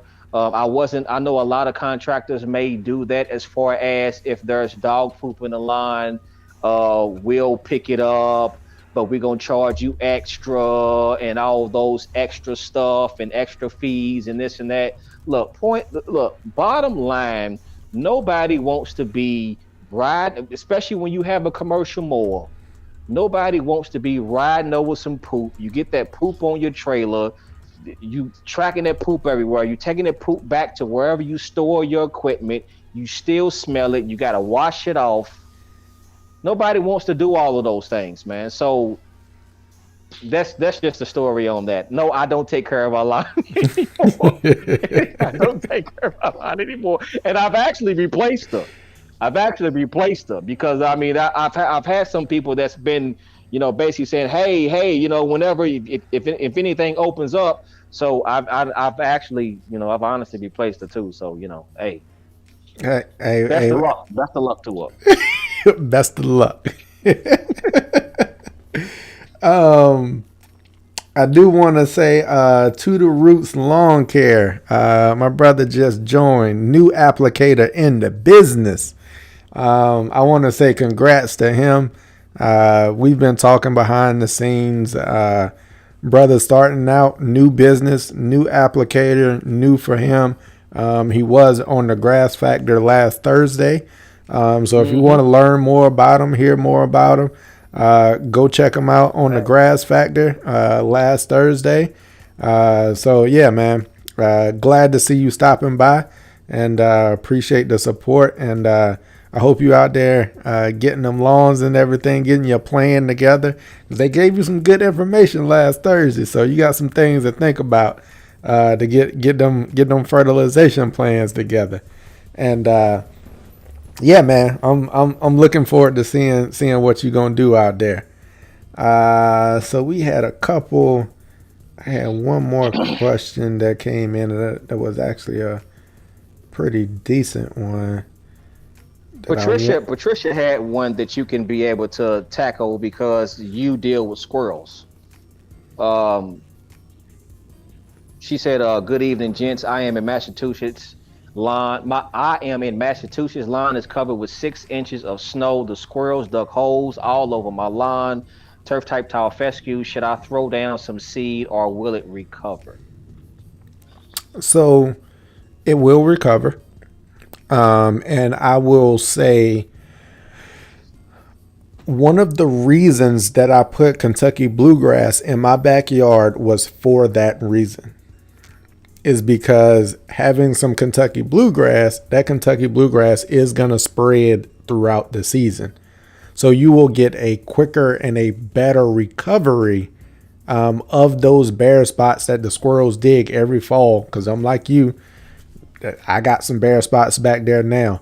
But if you do get like large bare spots, I'm talking 4 inches, 4 or 5 inches, where they've kind of dug a section out, which I have some of those where they've dug like chunks of area out. I will go in and drop some seed in those areas and just grab a weasel and just weasel them in. That's what I'll go out there and do. And that's actually going to be coming up here pretty soon. And I'll probably do it next week because I know we got that rain coming next weekend. So right before that rain or even during that rain, because I think it's supposed to be like some little light showers and stuff. So I'll get out there. Hey, throw me a little rain jacket. I made a video on it last year, right when I did it.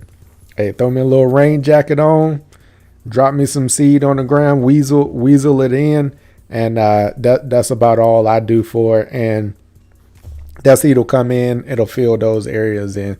That's what I would do with it. But if you've only got like little small, because I know the holes that they make. Like if you've only got like those little small areas that I'm talking an inch in diameter, maybe 2 inches in diameter. That grass, once that tall fescue grows up, it's gonna tiller out and it'll fill in. I wouldn't worry about those little small areas like here and there. But if you've got like sections where they've dug sections out, I'd drop a little handful of seed in those. All right. Did you see anything else in there, Polo? Because I'm scrolling through because I think there was. I know there was one that I'm trying to get to. Uh,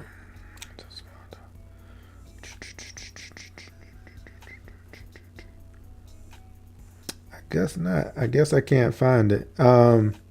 If you if Um, you if you are in here and you've had a question, I know we just got one that just came in.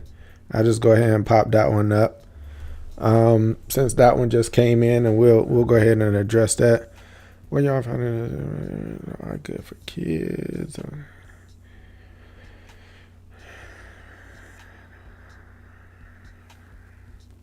Okay. Uh, Good fertilizer or yard products that are good for kids. Um, you want to take this one first, Polo? I've got a couple of statements I can make. if you got a couple of statements, go ahead, because I'm still scrolling. All right. So as far as yard fertilizer, um, I love to walk around in my yard barefoot also, because I'm country. I just live in the state of Maryland, but I am country. I'm from North Carolina. So, uh, what I will say is once you apply those products or fertilizers, I will stay off of the lawn for that 24 to 48 hours while like things are getting watered in. If you're waiting on rain, or if you just got some rain, normally by the time those things are watered in, uh, you're good at that point. There are some herbicides that information that data has been shown that could be a little harmful to the human body. One of those more recent ones that I just found out about through some of the research and listening to the grass factor also, they were talking and they brought it up was 2,4-D. That's a herbicide that we now have alternates for, that you don't have to use when it comes to weed control. But from a fertilizer standpoint, it doesn't have to be organic for it to be safe for humans. What I would say is, of course, not the consumption of it, but just walking around in the lawn. Once that product gets watered in and it is into the lawn, you're there's not a concern there for you as far as a product if you're using a synthetic fertilizer. At that point, there's not a specific, hey, you need to go get an organic fertilizer or you need to go get this specific higher bricks. There's none of that. I won't give you a specific product. It's the application of those products is what makes them safe.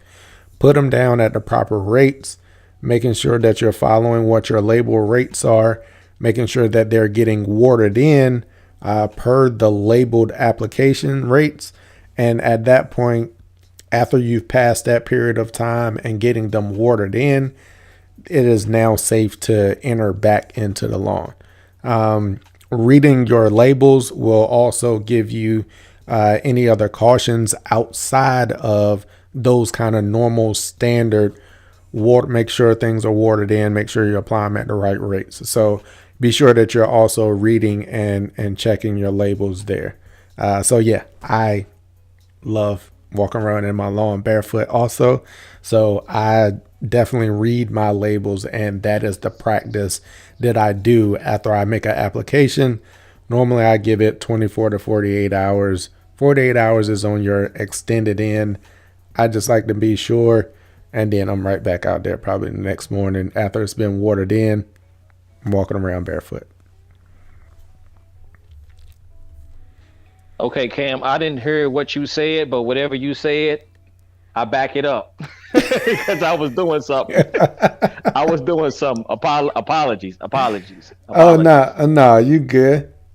I see my man Broke slid in here. What's going on, Broke? What's going What on? up, bro? Hey, cousin, internet cousin over there. And let me see.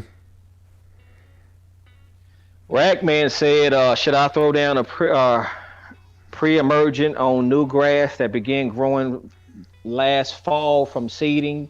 You should be able to now, especially if you Yeah. didn't got a few moles on it. If you've got a few moles on that thing in the fall, that grass is established, that grass is already grown. You should be Mm-hmm. able to throw a pre-emergent down on that. Yep. And And then Terrence, if you Terrence, are you on IG? If you own IG, send me your information. Um, Look me up, Polo Fields Lawn Service. Send me your information, man. I'm gonna try my best to get you a shirt because I think this isn't the first time that you've asked, first live that you've asked. Send me your information. Send me your information, bro, and I'm gonna try to get with you. I'm gonna try to do that. all right, so Super TA, good question here. Doing a reno at my brother's with 100% tall fescue. If I add some KBG, do you recommend seeding the KBG week so sooner or throwing them down at the same time? I keep it easy, man. I throw them down all at the same time. The thing Yeah. is, it's going to germinate. Yes, that Kentucky bluegrass is going to germinate later, but the benefit of that is that the tall fescue is going to go ahead and come up sooner. It's going to give it a little coverage and a little protection while that KBG does what it does. It's gonna be more than a week. I'm gonna go ahead and tell you. I know Mm-hmm. they say tall fescue is 10 to 14 days, and KBG is around that 21 to 24-day mark. But what I've seen with the way that tall fescue now, the newer cultivars, those newer cultivars are gonna be up in 8 days. Within that first week, you're gonna get germination. If you've got your watering on Mm-hmm. point, soil temps are on point, within that first 7 days, you're gonna have that seed popping up. And the good thing about that is, like I said, it's gonna provide some coverage for that KBG. And it is going to, at the time of seeding and starting, that tall fescue is going to outgrow that KBG. It's going to grow faster than that KBG will, because it's going to hit a sprout and pout phase, where it's just going to hang there. But if it's got cover from the tall fescue, you'll be fine. Like it'll just kind of hang out there. It's got some protection, and then next thing you know, you're gonna have this underlying thickening carpet, which is gonna be that KBG doing what it does, spreading laterally and filling in, and you'll have that tall fescue that's gonna give you your vertical growth. I just make it easy on yourself and throw them down at the same time. I don't think you'll really be able to see much of a difference. That way you ain't got to go Mm-hmm. out there trampling on that newly germinated, because it's, or well, if you're going to do it before, you wouldn't have to worry about it, but it's going to pop up within that first week. You're going to, at least the newer cultivars are going to sprout. So now you're going to have to go back out there and walk over top of that newly germinated, and I don't recommend it. Once you get on it, get off, put the seed down. That first time, be done with it, and then you just make sure your watering is on point after that. Anything Mm-hmm. And else you plus, got on that, Polo? some of these new cultivars will germinate early too. I know a lot of people like to say that window between 0 to 21 days, but some of these new cultivars of Kentucky bluegrass will germinate early. Plus, when you're, I don't know where you are, Super TA, He's in Jersey. He's but in Jersey. okay, so in the beginning, you're going to be cutting it low anyway. Well, you should be. You shouldn't He's be in. he's got some of that blue bank too. He's got some of that blue bank, that same thing that I mixed into my backyard. He's got that same cultivar. Okay. And Super TA, if you go back with some of that blue bank, That blue bank germinated for me in probably about 7 days, 7 to 8 days. It was up. It Mm-hmm. germinated. It ain't grow much, Mm-hmm. very much after that. But it was up and germinated, and it kind of grew a little bit. It got to probably about an inch, and then it hit that sprout and pout phase, and it just kind of sat there for a while before it took off growing again. Mm-hmm. And you're going to be in the springtime cutting low anyway. Mm-hmm. So, you're not going to be in the springtime cutting no 4 or 4 1/4. You're going to be cutting low anyway. So, yeah, you should be good. Michelle Hines said, "What if you don't want to use a pre-emergent? Should I still start regular FERT apps early?" From Illinois. No, you don't. If you don't want to use a pre-emergent, you don't have to. The only thing that I would solicit is if you've had previous issues with crabgrass, then I would definitely use a pre-emergent. A lot of people don't understand they don't understand crabgrass. They don't understand the little stems that come up have seeds on them. They don't understand that when they're um, right on the edge where the concrete or the asphalt is, and you're weed whacking it, and you're just spreading that stuff Mm-hmm. everywhere. You don't know where that stuff is landing at. So it may be right on the edge. It may be 2 feet into the yard. You may be mowing it. You may be tracking it throughout your whole entire line. So my only thing is, if you've ever had issues with crabgrass, then I will go down with a pre-emergent. In my line, like I was saying earlier in the live, and I hope that you all go back and watch this because this is a good live and we're giving y'all some good quality information. This is going Hit to that be the replay. third year. Yes, go back and watch the replay. This is going to be the third year where I haven't put a pre-emergent on my line, on my front line. Mm-hmm. But I do not have any crabgrass in my line. So I now don't you have any don't have a seed. crabgrass You don't have around a my. seed bank. You don't have a seed No, bank of crabgrass that can even germinate. You've now right. eliminated that seed bank. Right, right. There isn't any near my line. So no, I'm not throwing anything down on my line because it doesn't need it. But that's when you're looking at your line, you're observing your line, and then you're building a plan as of should you throw it down. I know a lot of people are saying it right now, and we're honestly preaching it too as well. This is one of the first things that you want to throw down is a crabgrass. It is your pre-emergent, but that's if you've had a history with crabgrass. If you have a Mm-hmm. history with crabgrass, then you want to throw that thing down.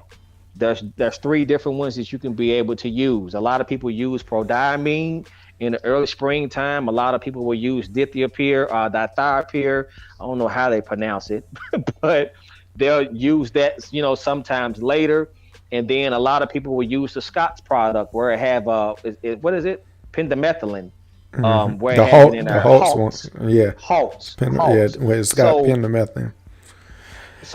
those are your pre-emergents that you can be able to use, but only use those things if you've had issues with crabgrass. If you haven't had issues with crabgrass, then just try it out and see. You don't have to sit up there and throw those things on your line if you don't want to. Nobody's forcing your hand.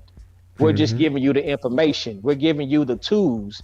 Now you can pick it out of the toolbox and use it if you want to. Mm-hmm. But at least you have the information, Michelle, on whether if you make that decision.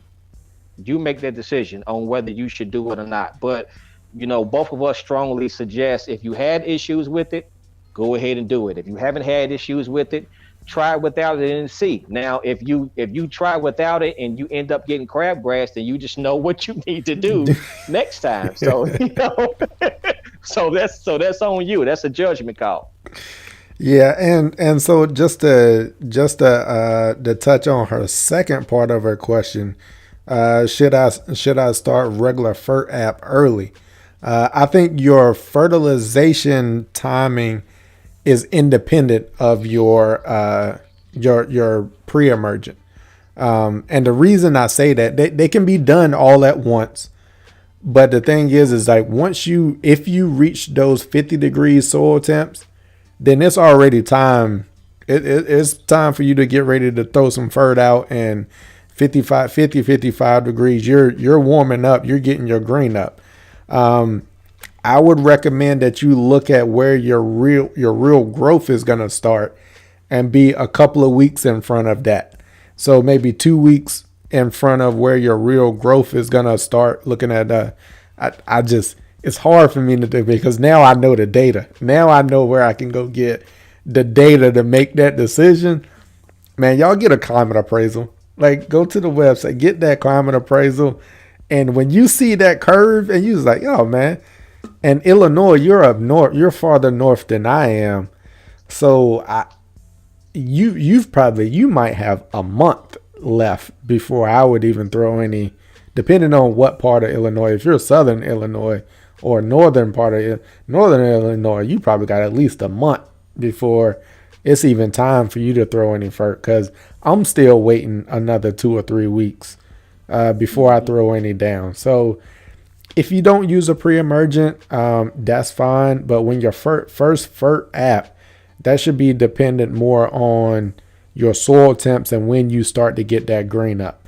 When you've only got one lawn to take care of, I would wait until I start seeing that soil temp get that 50-55 degree range, and then I'd start looking at making my first fert app, because we know at that point the green up is, and my temperatures, my air temperatures are starting to consistently go up, and I'm not still yo-yoing, and my temperatures are consistently going up. Yeah, that's when I would look at making that fert app. Michelle, shameless plug. I just did a video with Matt Martin from the Grass Factor. We talked about what Cam was just saying Mm-hmm. about climate appraisal forms. Please go watch that video. Go watch it, and then I'm going to explain it, what you need to do. And once you click on that link is in my description. It's going to take you directly to Matt's video. Okay, and Matt is going to explain how you need to fill out that climate appraisal form. A lot of people don't know anything about it. I explain it in the video, what the form is and why you filling those things out. And when you fill those things out, you'll basically be able to develop your own game plan of when you should throw down your fertilizer and how much you should be able to throw down depending on wherever you live. So I forget the name, I forget the title of it. What is it called? When should So I fertilize my, yeah, when when should should I I fertilize fertilize my my lawn? tall, yeah, my tall fescue Bermuda lawn. That video, it's the very last one that I did. I talk about a climate appraisal form in that video. So go to that video, please watch that. And I'm not gonna sit up here and say watch it, this and that, and throw a like and do all those things. No, watch it so that you can be able to get that knowledge, and then you can be able to take that knowledge and apply that to your lawn. Because if you're asking when you need to fertilize it, that climate appraisal form is going to give you all the tools that you need on when you need to do that. That's real talk. Real talk. Since Polo ain't gonna say it, I'm gonna say it.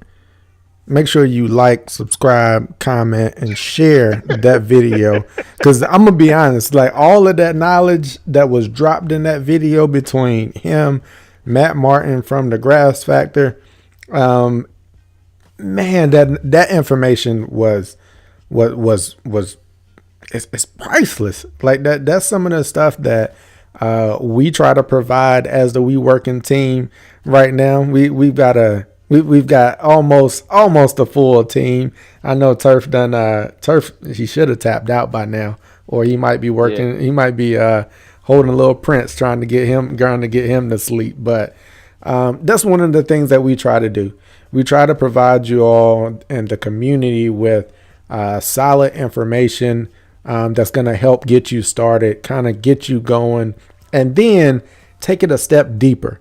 Sometimes people will ask us is like, well, what do I do to get to get started? And what if I don't want to do all of this? I don't want to do all of that. Well, there's a certain standard and a certain approach that the We Working team is going to provide to you. And we're not going to provide you the easy way out. We're not going to provide you that magic fairy dust that we're gonna tell you is gonna get you the results like that, and it's gonna happen overnight. We're not gonna sell you that. We're not gonna tell you that. That's why it's called the We Working team, because it's gonna take some work. It's gonna take some effort. Just stick with us. Trust the That's it. process, and it's gonna happen. Put 2 years That's on it. that. Put 2 years on that thing, and you'll be happy. Put 2 years on that thing, and I'm pretty sure you'll be happy that you joined the team, that you was following along. Because this thing is going to take some patience. And Mm-hmm. we try to give you that knowledge to where you understand why you're doing the things that you're doing. It's not just go get this product and throw this product down. It's, hey, go find this out, learn about this. Here's a resource to go get that information. That's it. Learn some more about that information or that topic, and then from there, you now can make a educated decision on your own without us having to tell you every little piece. We try to encourage also continuous in education. Like that's the thing, because we don't know all the answers. We don't claim to know all the answers. But what we Mm-hmm. do want to do is encourage you to continue to learn yourselves. Hey, bring that That's it. information to the chat. Hey man, that's why we like doing these lives where people can bring that information to the chat. They can bring it to the comments of our videos. Hey, it might be something that we need to go look at. Just like I didn't know about the dangers or the potential harms of 2,4-D.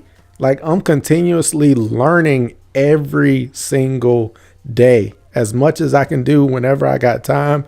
I'm trying to get as much information as I can. So we try to bring that information to y'all, but we also encourage you to learn, continue to educate, bring it back to the community, bring it back to the team. Hey man, we can, that's what these kickbacks are for. Bring your questions, we can talk about it, we can have a good time. And if we don't know the answer, a lot of times we gonna tell you no. All the time, if we don't know, we gonna say we don't know. Yeah, But we're what gonna we tell gonna you we do? don't know. What we gonna do is we gonna go back and it's like, yo, man, what about that question that we had? Yeah, Yeah. let's go look at that, and hey man, see if you can find something on this. And behind the scenes, we'll tell you, hey, email us that questions because we need to do some more research on that. And that's a good top. That might be another topic for a different live or another video. Now we can provide some additional information with the whole community. So, hey man, it's a give and take things. We like to have a good time up here. We like to talk and have a good time, talk lawn and everything else. But we try to provide the best information and the best knowledge that we can. Like I said, we don't know all the answers. We ain't got all the answers, but we try to provide you with a resource. And if we don't know the answer, we got some pretty good and Right. smart people that can lead us in the Right. that can lead us in Right. the right direction. Hey Cam, I'm at 2%. Let me jump off here for my phone die. All the way there. Hey man, I appreciate you, man. I talk at you. All right, man. I appreciate it. Hey, yo, stay up. I'll let you in the chat. All right, y'all. With that, I think we done got after a whole bunch of questions. We done got back at a whole bunch of information, and we gonna see. Like, I don't think we see any more questions or anything in the chat. If y'all do have any more questions, drop them in the chat. I'll hang out for another minute or so. If not, we're gonna get ready to call this kickback a wrap, man. And I appreciate y'all joining. If you are just joining, I know some people came in a little bit later on, and go back and hit that replay. Okay, catch the replay, because this live definitely went longer than what I expected it to. But Polo came in, and then the community was asking some good questions over here in the chat. So we wanted to make sure that we provided some information, answered the questions that y'all had out there. And it's almost go time, people. And what we've got in here is make sure that you're paying attention to your local areas. That's what I want to wrap this all up with, and that's why the kickback was named what it was. Is it go time? That's for you to decide. You need to decide what's going on in your local areas, what's going on with your soil temps, what's going on with the weather in your area. Hey, check that out. Make sure that you're paying attention. Down south, it's go time for y'all. Kind of mid-Atlantic, where I'm at here in Maryland, it's getting close. We almost go time. Up north, y'all might have a little bit more time to wait, but you're almost there. So make sure that y'all are paying attention to your local climate, your local soil temps, and that's gonna be it. And I'm gonna end it the way I end my videos. If you're striving to have those immaculate lawns or gardens, just know we working.